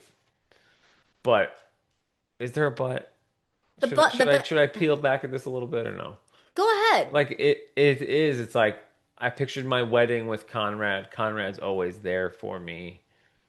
Does she say I'm still in love with Conrad Win. in that bathroom scene that you're talking about? She doesn't, but he But she may as well. okay. Well, I'm just saying that. Taylor doesn't necessarily think that yet. Or I mean, give Taylor more credit than that. Right. Right? Like, I think it is safe to say that Belly wouldn't be feeling these very big feelings and spinning out in this way if she felt nothing Well, I think she about the definitely. almost I'm not over him, and my wedding is fucking in 3 days. That's tomorrow. whatever. Yeah. Like I'm having all these feelings. We have this hidden history Right. recently. Right. I'm not over him, and I'm marrying his brother tomorrow. Yeah. And but you see what I'm saying though? Taylor is like, but nothing happened, Belly, so what is the big deal? And Belly can't vocalize what the big deal is. She just says, I don't know. Any reasonable You person can read is between like, the lines. yeah, any reasonable person is like, because you feel something for him still. Sure, sure. Feeling something insane, and I'm sure she is still in love with him, but at the very, like, the guarantee is I still feel something for him. Sure. How much you feel it? Do you feel it more than you feel it for Jeremiah? Nobody's unpacking that right now. Um, because I have to like square that with what happens on the beach. Oh, you absolutely will have to square that with what I happens know, on the but and beach. then at the beach she gets super big for her britches, and she's like, I know. "You are not I what?" know, Blah blah blah. but you see what I'm saying? It's so interesting to me that the voice in her head at the beginning of the episode Hmm. is a lie to herself. Yeah. Then there's a truth that comes out to Taylor, and then there's a lie to Conrad. It's like in one episode, you see her bounce around So in this like state of denial and like not admitting her true feelings because it's sad and hard. It's just like heartbreaking. We'll talk about it when we get to the beach scene, but it's heartbreaking. okay, Like the position that she has gotten herself into is really, really sad. sad is the right word for it. It's Yes, sad. It's depressing. For all of them. I It's agree. very, very sad. Because it's almost at the point of no return. And what does she do? Yeah, exactly. But you see where that it's sad. She got her like she got her mom to come. Conrad got her mom to come. Somebody paid for this wedding. Like there's so much like relying on her going through with this. Jer's heart matters in this. Like Yeah. we play like it doesn't, but it does. Like we can't leave him broken at the altar. Some would say we can, but it's just it's not good. All right. So then we get the big scene at the boys' bar. I like this change too.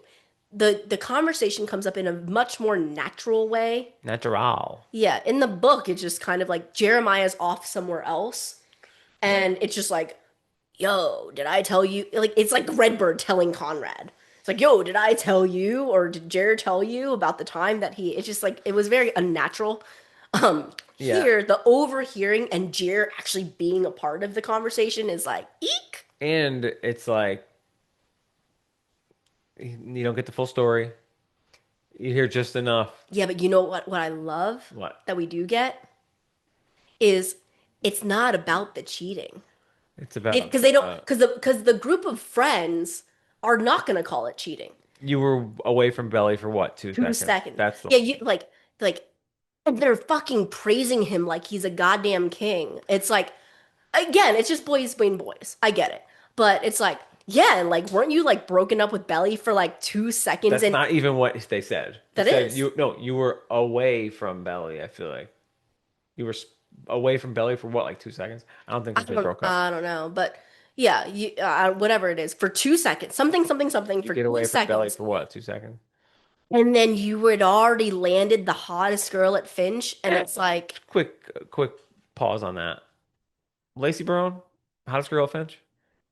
What? I think she's just they called her an icon, so I think she's the it girl. I don't know if that's because she's slutty. No shade. I don't know if that's because she's hard to get. I don't know if That it's girl ain't because to get. I don't know if she is. Yeah, I don't know. I don't know, but there's like a legend to her.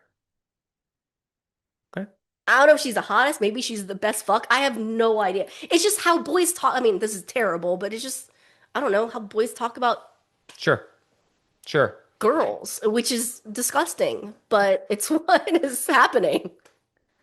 No one's like, oh, cute, sweet Taylor. And I think that Taylor and Belly are gorgeous. But yes, we're talking about Lacey Barone, who's like this icon at Finch. I have no idea Yeah, what I makes understand. her iconic, but that's the part that's disturbing.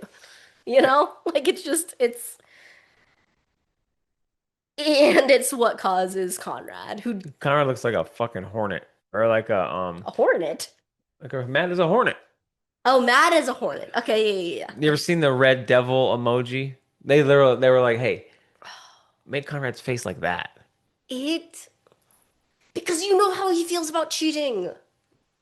And Or he just said to Jer, like, you're better than our dad. And it's he just just said to Belly in front of Killwins that they deserve for things to be perfect and da da da da da. all of it. All of it. Right? He just said 3 episodes ago that, you know, it's okay. He let him go. Jeremiah is gonna be everything that Belly needs. And it's like, the fuck did I do all this for? Is kind of like, That's a good point. That's a good point because he's probably like, it's probably difficult for him to let go of right. it. But also the dichotomy of like earlier, Jared was like, thanks for taking care of my girl. You ain't taking care of shit. In Conrad's mind, Conrad's like, no, no, no. She was my girl. You didn't take care of her. It's nuts. It's insane. Kudos again. Golf clap for Jenny Han. Love that woman. Um, so they kept this from the book. Conrad's mad as hell. I Jerry think goes, he's gonna go use the confront. bathroom. Yeah, I think he's gonna go confront Jer, and Conrad's like, it's not even fucking worth it. He's wasted. We're back. We're back. We took a brief intermission. I have a diet iced tea peach flavor. Shout out We have Wawa. we have since opened our Jeremiah Takis, Yep. and we are ready to finish this thing out. And I also was the dad of the house and had to check out what the girls were barking out. Yes. There's no monster outside, but they think there is. So Sometimes Shay gets afraid of like plastic bags. yeah, A plastic bag like stuck to a twig blowing in the wind like really freaks her I out. think they saw a reflection of something. Oh, It was like very concerning, but all is safe at the Pizzalia household tonight. good. Okay. So then we get the boys arriving back home. I love that the girls went home first because Belly wasn't feeling well. So it allowed them to decompress, Mm-hmm. change into their jammies, Jams. sober up a little bit, Yep. and not be as fucked up Yep. or quote unquote shit faced as the boys are. There's a clear distinction. And Fact. so the boys come in. Conrad is not there with them, but you know he drove them. So they're carrying Jer in. Or like I guess he's like leaning on them. But He says some shit when he walks in. so when he comes in, it's from the book, but it's like in the book, Belly is at the top of the stairs or at the bottom of the stairs, one or the other. He's like, Belly, I'm gonna marry you, girl. So here it's Belly, I'm gonna marry you wherever you are, like something like that. And he says it to an empty house because Belly is waiting for him At on the beach. Great change. Great change. So he comes in. First thing Taylor says is, "You're shit faced." He's like, "You're shit faced." It's like, where's Steven and Denise? Sitting in a tree. KISSING. ESSING. Funny, It's funny, funny, funny, funny. Jer. Um, but clearly he's missing all the cues because Taylor doesn't want to hear. Yeah, and again, it just like if he was not out of his mind, right? Like he probably wouldn't say that to Taylor because it's like a little bit Yeah, good rude. point. It's like rude Good point. to Yeah. say that to I didn't Taylor, think I think. Um, unless Jeremiah non-drunk is just a fucking dick, but I don't. But it's like an Adam like unnecessary comment. Like I don't think Jer's got that in him when he's not drunk. But Taylor's like, what is going on? Like he's supposed to be down at the beach. Belly's waiting for him, and Redbird's great here. Yeah, he's like, yeah, he's retched 3 times or something like that. He's like, yeah, Projectile vomited. yeah, right. He says something like, no, we're gonna take him upstairs. He is projectile vomited 3 times. Yeah. So let's go, right? Like, so Redbird's got Jer and like they're taking him upstairs, which is kind of nice because it's like, yeah, he's a mess. Advocating for his boy. He's shit faced. You're right, but we'll take care of it. But no, he's not going out there. Like, are you kidding me? Yeah, gets swept away by the waves. Yeah. Then we get so from here to the end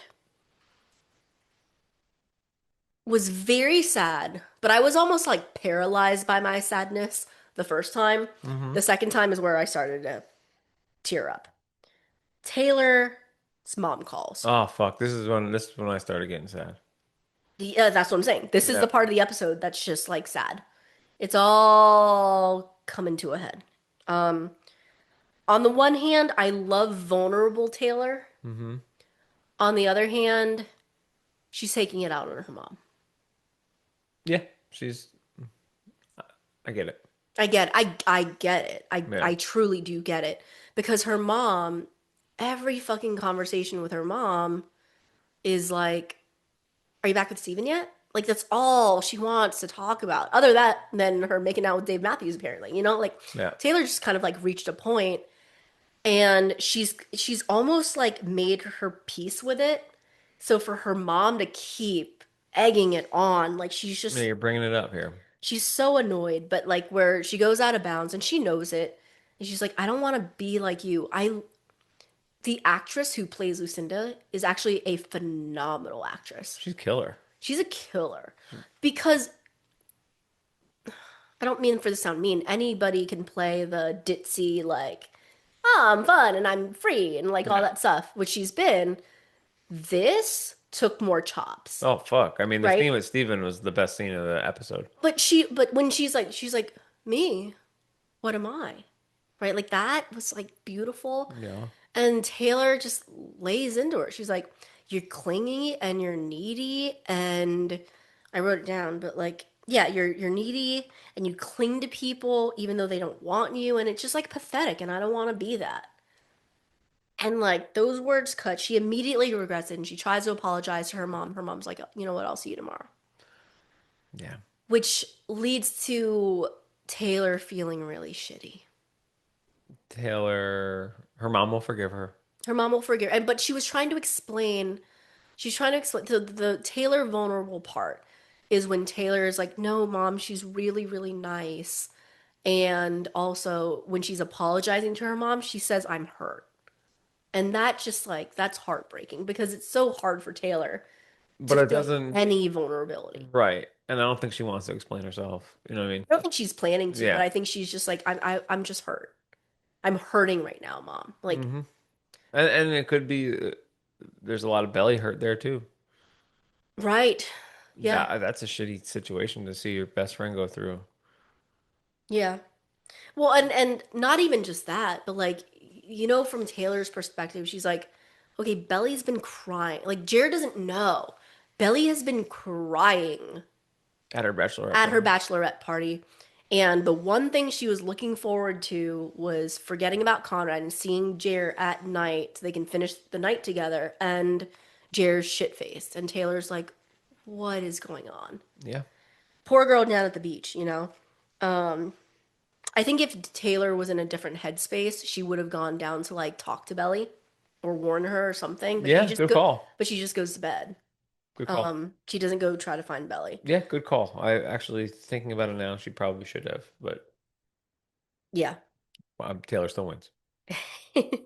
All right. So then Belly goes down to the beach. We already know who's down there. Well, Oh, no. she says Actually, Jer? there's a part of me that like is a little envious of people who didn't read the book. I'm talking like I know everything. I'm like, no, there's a subsect of fans who are like, oh, I wonder who's gonna be down Right. there, you know? So, or like I wonder what Jenny's like post at 11 p.m. the night before meant. So she goes down there and yeah, you're right. She says what? Jer? Jer? He's like, no, he's not here. And she's like, Hmm. and then she's like, Conrad? And then there's a little bit of cute banter before they get into some serious shit. It's like, you get in trouble for being up there? I don't think anyone's gonna come bust me right now. Yeah, great writing, good comedy. And then they just kind of stand awkwardly. She's like, well, come down. He's like, well, why don't you come up? And she's like, no, I'm gonna go find Jer. And he's like, Belly, just for a minute. Yeah. And she gives in. And I don't know why she gives in. I don't know if she expects him to have a serious conversation with her, but she does. So she climbs up. You see the hand reach out and he helps her up. And then they're sitting there. And Confession time. you were saying that you didn't want it to feel like he was snitching. Because of how Chris played it, he had to choke it out. Like he wasn't like, hey, guess what? Like, Yeah. hey, and by the way, guess I what? got this juicy piece of gossip for you. It Right. wasn't that. Like it wasn't that. He's like, Belly, I have something to tell you. She's like, what?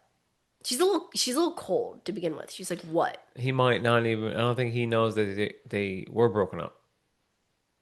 Yeah, right. So that's, in, that gives him even more reason in my mind to say something. Yeah, He didn't hear the full story. He didn't right. Well, it depends. break up was not mentioned. Yeah, the yeah, right. The Right. nuance of the entire thing of He cheating, doesn't know it. He just cheating knows versus not that cheating. Yeah, 3 months ago, Jer hooked up with this other girl. yeah. So Jared cheated on you when he was in Cabo. What cuts him deep is how cavalier she is about it. She's like, I already knew that. He's like, what? Yep. She's like, and you're still marrying him? She says, it's none of your business. This is direct from the book. None of my business. Like, that shithead is my brother, and you're. I don't know how he would have finished that. Like, you're the most important person in my life. Like, Yeah.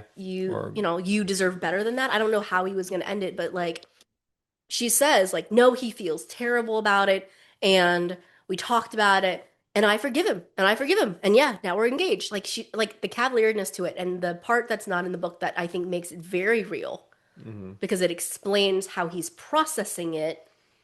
Is he says it's one thing, knowing is one thing, defending him is another. but you're defending him right now. Like, come on, Belly. Like that was just a few months ago.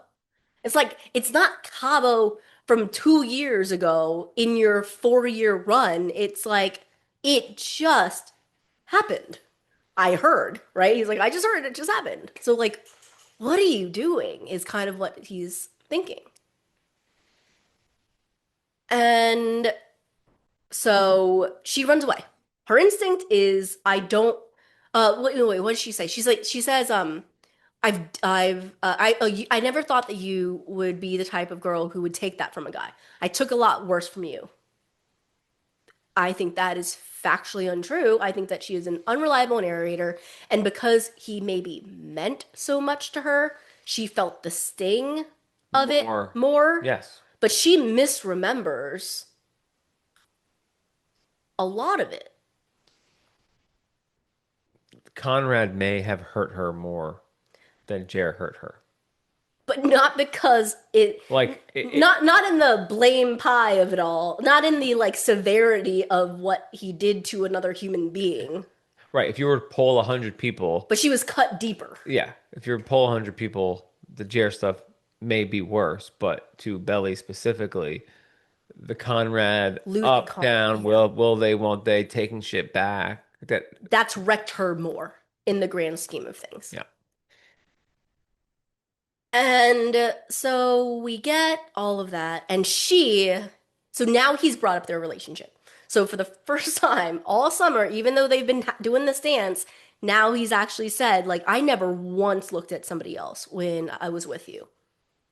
Yeah, I So would say, now they're in the thick of it. right. I would say, Con, that's not what she's talking about, but Yeah. So she says, I don't want to have this conversation. I'm leaving. He then he doesn't fully explain himself. He just keeps going in on the ridiculousness of this entire situation. So he presses. He's like, why are you getting married? Why can't you at least like move in move in together? together. And she's like, and she kind of is like, this conversation is over. Why are we still having it? Is almost her reaction. Hmm. And that's where he's like, Belly, I'm sorry. It's none of this. It's that, fuck, I still love you. And that's the part that, like, she wasn't expecting. She thought she was going to get a scolding. You know, like she thought she was being called out for getting married to, yeah, she thought it was old hat. Like Hmm. all the shit that she's heard from other people already. Yeah. When she has already processed that, at least for herself in her mind, she's like, I'm not rehashing this. Right. I'm past it. I'm past it. Like, don't bring the shit up. You have no right. He has to lay himself out there because she won't listen to him. And he's like, it's not about any of that. That's just a distraction. That's just noise. The reason I care so deeply about this right now is because I still love you. And her reaction is, Stop. how can you do this to me? Well, she stops and turns around. And she says, how can you do this to me? That's fucked. The only reason you're saying that right now is because I'm marrying Jeremiah. It's Like, such a good conversation because I agree. I agree with you them agree with both. her? I agree with them both. Yeah. Like, But she uses the word again, it's such good writing. She's like, it's just all of a sudden. That's what she says. It's just all of a sudden. And he's like, it's not all of a sudden. Like, I have always loved you. which I And I believe will and also. I will continue to always love you. I believe it. She rewrote their history in her head to make herself feel better. Hmm.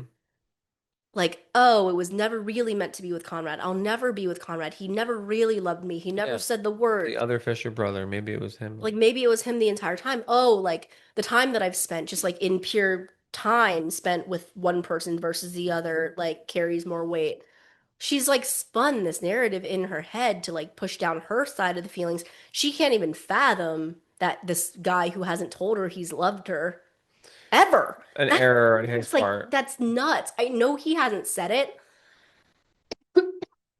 And he even tells Agnes, he's like, I never said the words. He like said them kind of in on the other beach scene, Yeah. but not like Yeah. past tense. He past Past tense tense it. it. Yeah. So this is the first time it's like, I did love you then. I I love still you love you now. now, I and I always will will love you. always love you. And it's a lot for our girl to take. It's a lot. She wants him to shut up because it's too much for her right now.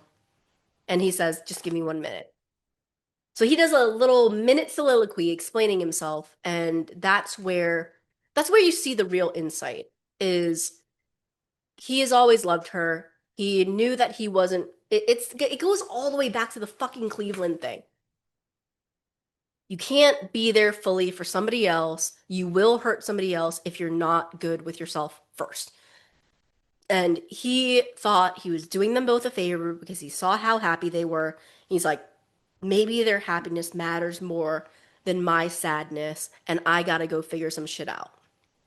I don't know if he thought he was giving her up for good then, or I Who don't. thinks that they're gonna get married at 21? Right, no, exactly. And I don't know that he thought they'd be together for four Like years. last. Right. And I don't know that he like maybe he thought he could just eventually be okay with it, but as much growth as we've seen, this is the one thing that he's repressed. And he's finally free of it. But he said, like, in that motel, I knew that I loved you. I just knew that I couldn't, like, that I didn't deserve I you. saw you in Jer. Yeah. In that moment, I was like, maybe he did see. I don't know. Yeah. Vicky, He's like, I saw you and Jared. I saw how happy you made each other, and I let you go. And he's like, but that doesn't mean that I stopped loving you. And th- so then I don't know if maybe this is why she lashes out, because maybe it's just like a bridge too far, but he's like, now he's crying, and he said, but this is when he starts to cry, and this is when I start to cry. Because he's like kind of like sobbing and sniffling in the middle of each of the words here. It's like, but this summer, being around you, look and at me, you used like, to. and it's like being around you, pause for a cry, like we used to, us talking, pause like we used to, and you looking at me like you used to. So like he's calling her out too, That's right? Like true. she's like, you're looking at me like you used to, and it's Like a snack. and he said when I'm around you, all of my plans they go to shit. I understand that. I'm gonna take a pause here. That is the defining piece of where we are right now with all three of them. Like right now, everybody's just fallen back into old habits. Hmm. Right? Conrad is spinning out, right, for obvious reasons, but yeah, like when he's around her, he all he wants is her, right? Like he thought he could do away with it, exposure therapy, all that shit, but like it goes to shit. Jeremiah does not want to be, I don't believe that he wants to be this evil little fuck. But when the three of them are where they are right now, it's like old habits die hard. Like he's just falling back into the old trap. And they're our cousins, yeah. And we know that Belly's in her old trap, right? It's just like how are we still all here? So he's right. But then he hits her with the don't marry him. Don't be with him. Be with me. Insane. And we don't get to hear Belly's narration here like we do in the book, but what she says before she straight up lies is I had to make it so he'd let go of me forever. And I needed to do it right, even if it hurt me. And so she said, I processed the words and I needed to make sure I said them exactly right. And that's where she said, are you tired? No, yeah, yes, but I keep hitting my head on this fucking thing. Because you're falling asleep. Do you know what she says? That's a lie. I'm gonna put you on the spot too. She says, "You'll never be what Jared's to me." No one has ever treated me the way that he does. Least of all you. He doesn't Take it away when he he wants doesn't it. take it away. So that's the line where it's like, because she said that, it's like she don't mean it, or she really is in love with Conrad Why? because it's like conditional. She just doesn't like the fact that it's conditional. I don't know what you mean by that. What she's saying is that he he Well, doesn't love her. what he's saying is like Him or her? her, Okay, what is like she saying, in your we opinion? we would. I'm choosing this because you take it away. You have taken it away from me. Hmm. Your love. Hmm. If you never did that, we wouldn't even be here. That's what I hear. Yeah, but she's still missing the point. He never takes away his love. He takes away His their, expression. he takes away the communication. He takes away the relationship. He takes himself to the West Coast. Like, yeah, it sucks for her, Hmm. right? It sucks for her, and she doesn't want to be pulled back in. But yeah, I don't know. But if I'm Conrad, I hear that and I'm like, He oh, she loves still me, loves me. right? You know? Yeah, but and we'll see how that plays out at the beginning of the next episode because they actually do hit that head on in the book. So we'll see if they're that explicit with it again. But she just says the harshest, meanest things that we know are untrue. I get why she said it, but you know that she is lying. Number one, because the song is the party's over. She, in her defense, what kind of person doesn't say this the night before their wedding. You know what I mean? Like to do the opposite would be the ultimate betrayal and the ultimate bad person and the ultimate bad What do you human mean? being. Like that he shouldn't have said, No, "Hey, no, no, no. before we." She. Like it, thinking about her as a person and like what she's going through in this moment, like who would she be? And how would she think of herself if the night before the wedding she threw it all away for her fiance's brother? Right. Yeah. So I mean, she's lying and all that stuff, but she's doing it to protect herself from Of herself. course. You know, everything that she's now doing is self-preservation. So that's they flipped now. He used to fail to communicate and lie and take things back, but now he's like all in. Yeah. Now she is the one that's recoiling I'm not the kind of person who calls off my wedding the night and before protect, with and, it. and protecting herself. Not just that, but she's so afraid that he's going to take it away. She's like, I can't take this big leap of faith because you've done this to me so many times before. And now you're asking for the biggest ask ever. You're asking The me to night take before. all this shame of hurting Jeremiah, who I love, hurting our families, canceling my wedding. You're asking for this very big swing now It's when like you've always been the you person who who takes your shit takes away. it away. So it's basically asking Belly to put every chip she has in the table and bet on Conrad. When she's done it, she feels like she's done it before. It's like in the season one when she breaks up with Cam, Yeah, go all in on Conrad and he takes it away. right.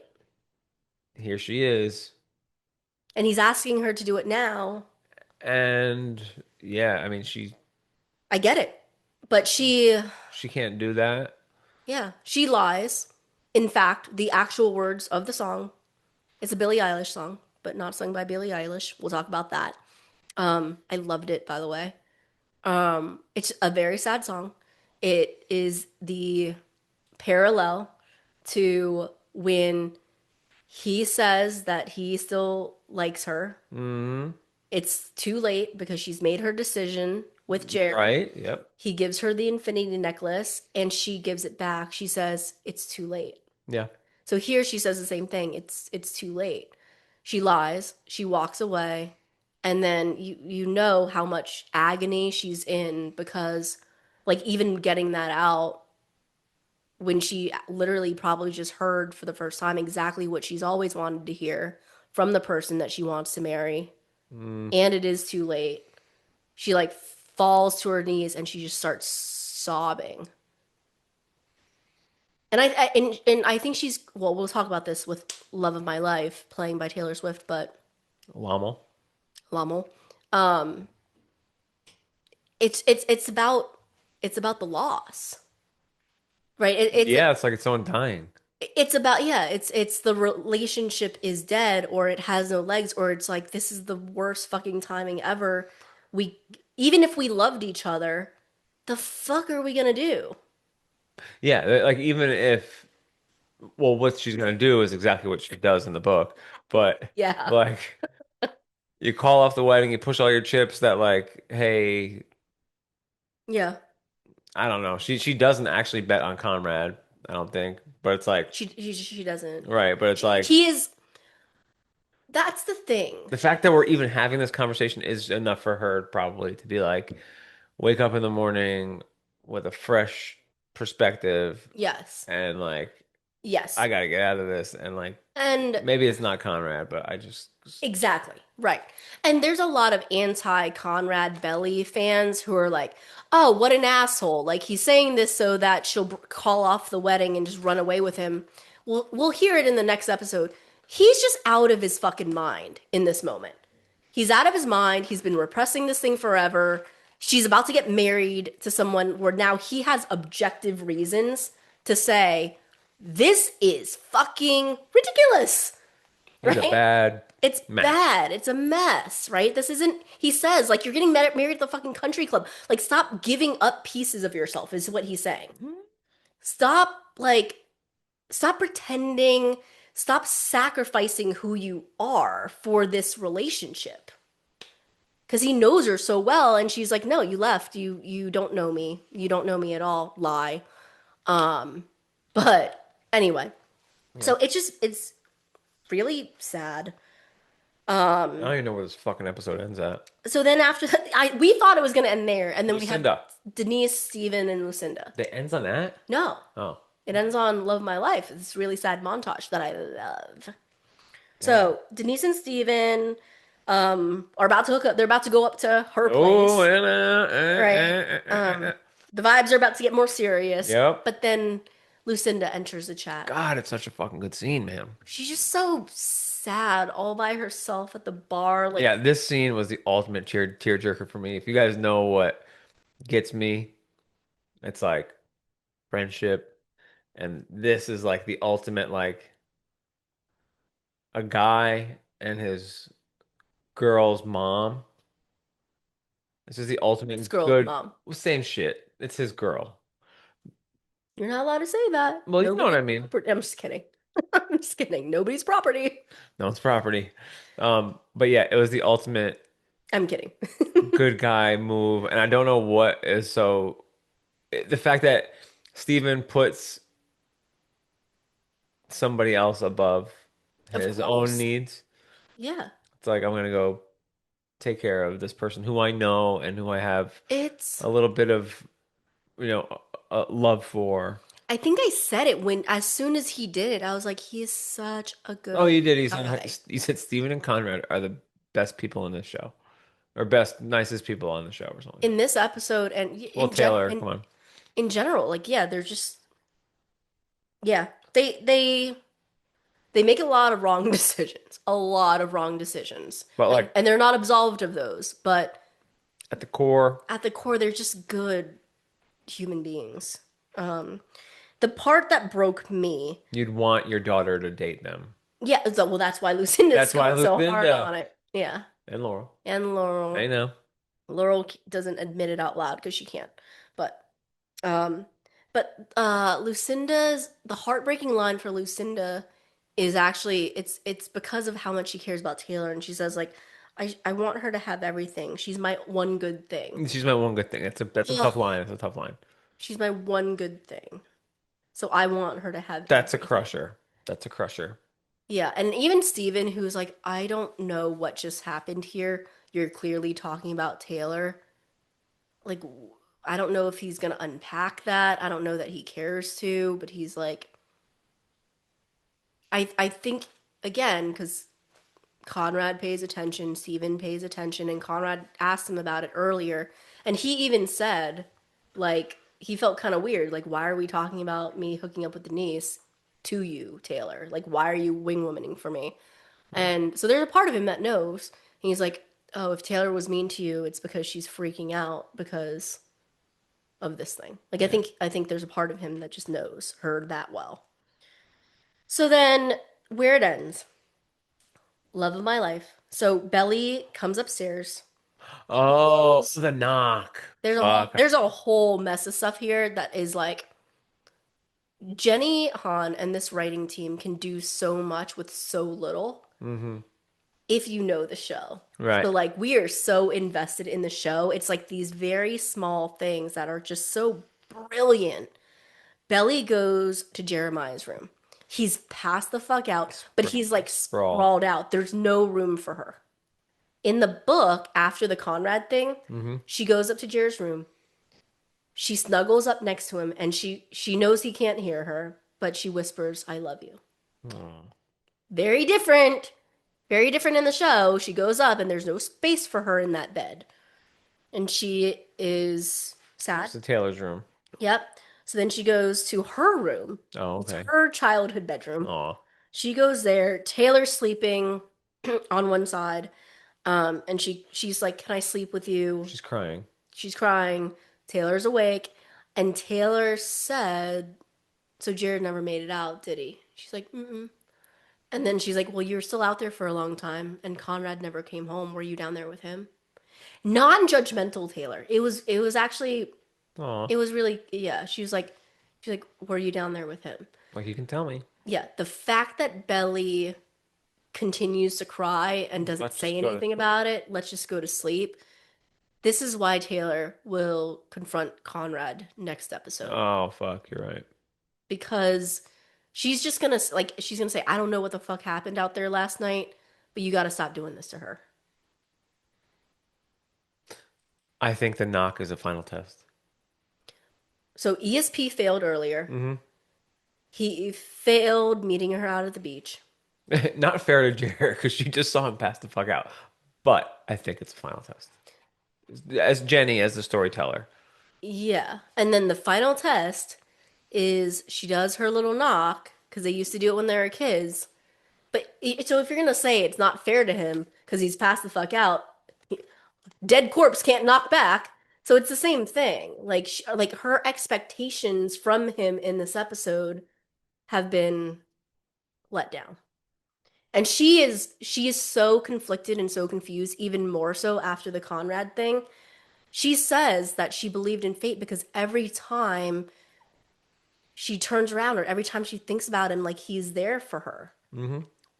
And not just the surf cut. Fuck the surf cut for a second. Like she got so much evidence throughout the day to day that he has been here for her.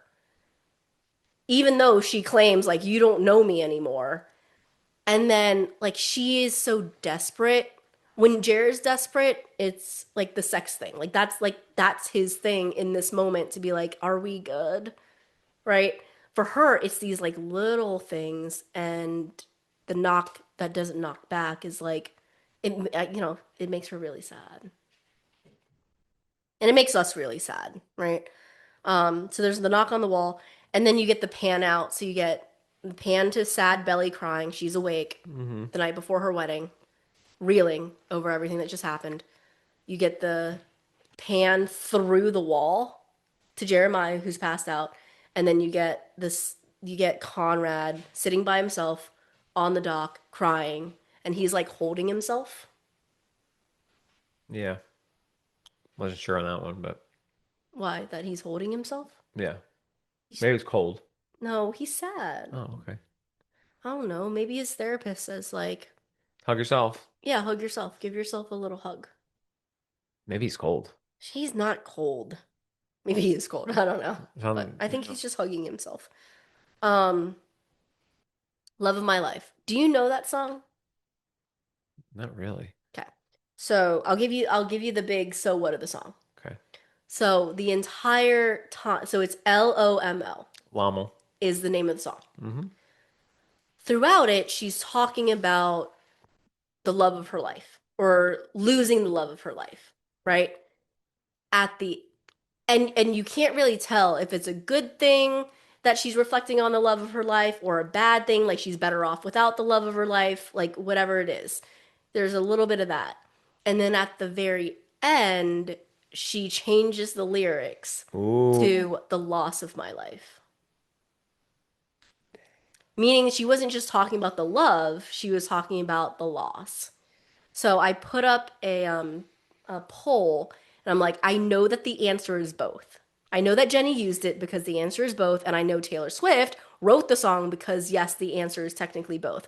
But at the end of episode 7, do you think that Belly is thinking of this as Conrad is the love of my life, or is she thinking about the loss of it all? Loss or love? Is she thinking about it all fondly as something that she wants, No. or is she thinking about that it's gone I now? think she's thinking about the whole love triangle is a loss at this point. Yeah. Because that's the more depressing answer, Yeah, right? there's nothing. They're both at dead end right now. Yeah, maybe she was like, maybe Jer is potential for love of her life, but that's the dead end. Mm-hmm. And then she has this other great thing that she can't have. Like she physically cannot have Conrad. She wants him, he wants her. There's nothing they can do about it right now. Right. Like right at this moment, there's no way. E- And there's a loss that comes with that. Yeah. Like a loss, a longing. I think she knows that like just optically it's just can't do that. We'll see how far she gets into episode 8 going through the motions. Okay. Yeah. Okay. All right. So let's bring this baby home. Let's bring this baby home. Written, directed by Katrina Medina. What's the last name? Mora. Mora. Katrina Medina. It sounds better.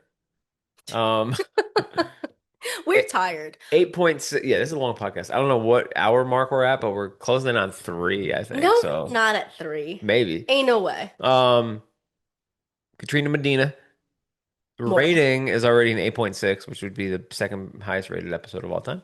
of all time. Yeah, So this is 8.6. I'm almost positive. What's the Conrad episode? Which one is that? 5.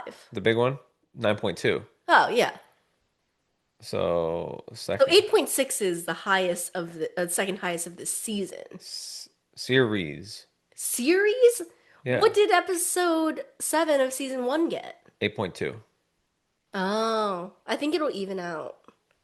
Or who knows? I don't know. Yeah, it might. It's This was recency really bias. great. This was a really, really great episode. Taylor won the episode, in my opinion. For what reasons?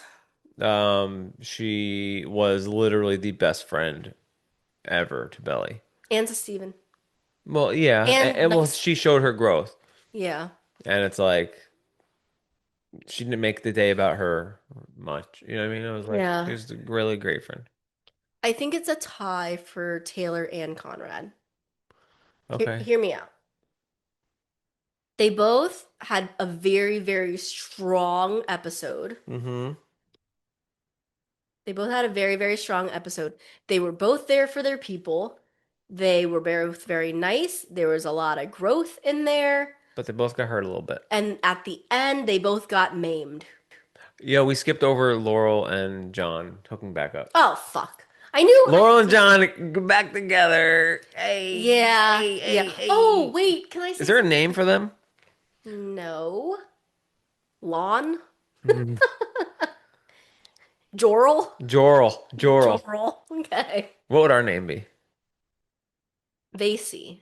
Vasey. People have called us Vasey before. Yeah, Some of the Vasey. pretties. Yeah. I like Vicasey. It's just so long and It cumbersome. is. Vasey's better. Vasey. Okay. Uh, Who won your? no, wait. I have to talk about this really, really quick. I love that John. He basically says, like, okay, feelings aside about Kaylee and Adam, we already know how you fucking feel about Adam regardless. You're not sad by this. You know, like they're a small, minuscule little piece of the overall puzzle. Like, you cannot give that shit weight. You're just sad that Susanna's not here. And seeing Adam with her is, Trigger some shit. yeah, it's just not what Susanna would have wanted. So that's the part that's hard for Laurel. And I just love that John knows that about her, brings it up. She accepts it this time. Big growth for Laurel too. Lots of growth. Lots of growth. Yeah. Who won the episode? I just said Taylor and Conrad. Favorite musical moment? Oh, wait, no, who lost? Jer. Jer. Favorite musical moment? I have 3. Okay. Do you think you can guess which 3 they are? Come on, you know these. All right. Lommel, when the party's over, we By can't be Jimmy Blake, we by can't be friends. We can't be friends. That's it. Those are my 3. Okay. Can I go into why? I'll do it very quickly. Lommel, because I love the montage at the end. It's very, very sad. I like to see the 3 of them kind of panned out, and it's just the perfect song. I told you, I have this like core memory of listening or discovering that song. I was on a flight from here to Philadelphia, and I was coming back from Philadelphia to here. And it's when the Tortured Poets Apartment came out, like all like 30 fucking 5 songs. And I was listening to it, and when I got to that song, I remember replaying it and adding it to my Belly Conrad playlist. So, Llama? Tune Llama? in, Yeah. my girl. But I remember listening to it. I'm like, oh, is it Belly Jer or is it Belly Conrad? And then I'm like, oh, well, it can't be Belly Conrad because it's a loss. And then I'm like, oh, maybe it can happen in a scene before. Anyway, I overthought it, and there you have it. So, special place in my heart because of that. When the party's over, I just love the kahunas on Jenny Han. Right. To like replay, Different version. just replay 2 episodes in a row, she's like, no, I wanted false god for this parallel scene, and I'm fucking using it again. Because I she don't wasn't sure she can get that shit. She's like, I don't give a fuck, right? This one, she's like, oh yeah, this beach fight is very similar to when Belly goes down, like he hits her with a "you up" text. She had just made a decision to choose Jeremiah. She is like, oh my God, I'm gonna lose her, and calls her down, and they have the conversation. She says it's too late. It's the same setup. Same exact setup. Big time. And I love that Jenny just like leans into that shit. She's like, I'm not changing my mind. This was the song that fit. So y'all are gonna fucking get it again. And this time it's just a different version. So Take your medicine and enjoy it. I love it, man. It's just she's a fucking boss, man. So James Blake, right? Like no fan service. She's like, this one, I picked this. This is for me. This is how I envisioned it. And then We Can't Be Friends. I already went through it. That montage to We Can't Be Friends is just primo. So I don't know that I can pick. Under your head. My favorite scene of all of them, He turned it sideways. Don't know. beach fight, beach fight, beach fight. At Bedrock Glasses Pod. No. On Instagram. What's your favorite musical moment? I said Paper Planes, but Oh, I could take it back. no, it's and okay. say- Paper Planes is when they're having fun. Yeah. When they first get to the house. I also You like do like fun. Sticky. It's one of, That was And- the trio scene. yeah, she loves Tyler the Creator. And I said that there was gonna be another Tyler the Creator song. You did. Might have been in private, but I said it. Okay, so in our preview episode for episode 8, maybe you'll finally get your Noah Khan, and maybe I'll finally get Gracie, I hope so. or we'll get like 3 Taylor Swift songs. Yes. All right. At Bedrock Glasses Pod on Instagram. Vicky holds it down on there. Love all the comments, DMs, all that stuff. bedrockglassespod@gmail.com. Longer stuff, questions, comments, concerns, fire it over. I see all your comments on YouTube. I try and like them all, react to some. Vicky pops in there every once in a while. Love you guys for participating in everything that we do and just for being fans of ours. Patreons, love you guys. We will have the scene talks coming out Yeah. Oh, yeah. soon. If you're a member, thank you. If you want to join, we'd love to have you. There's discussions. It's fun. Appreciate all that you do, and thank you. All right, everyone.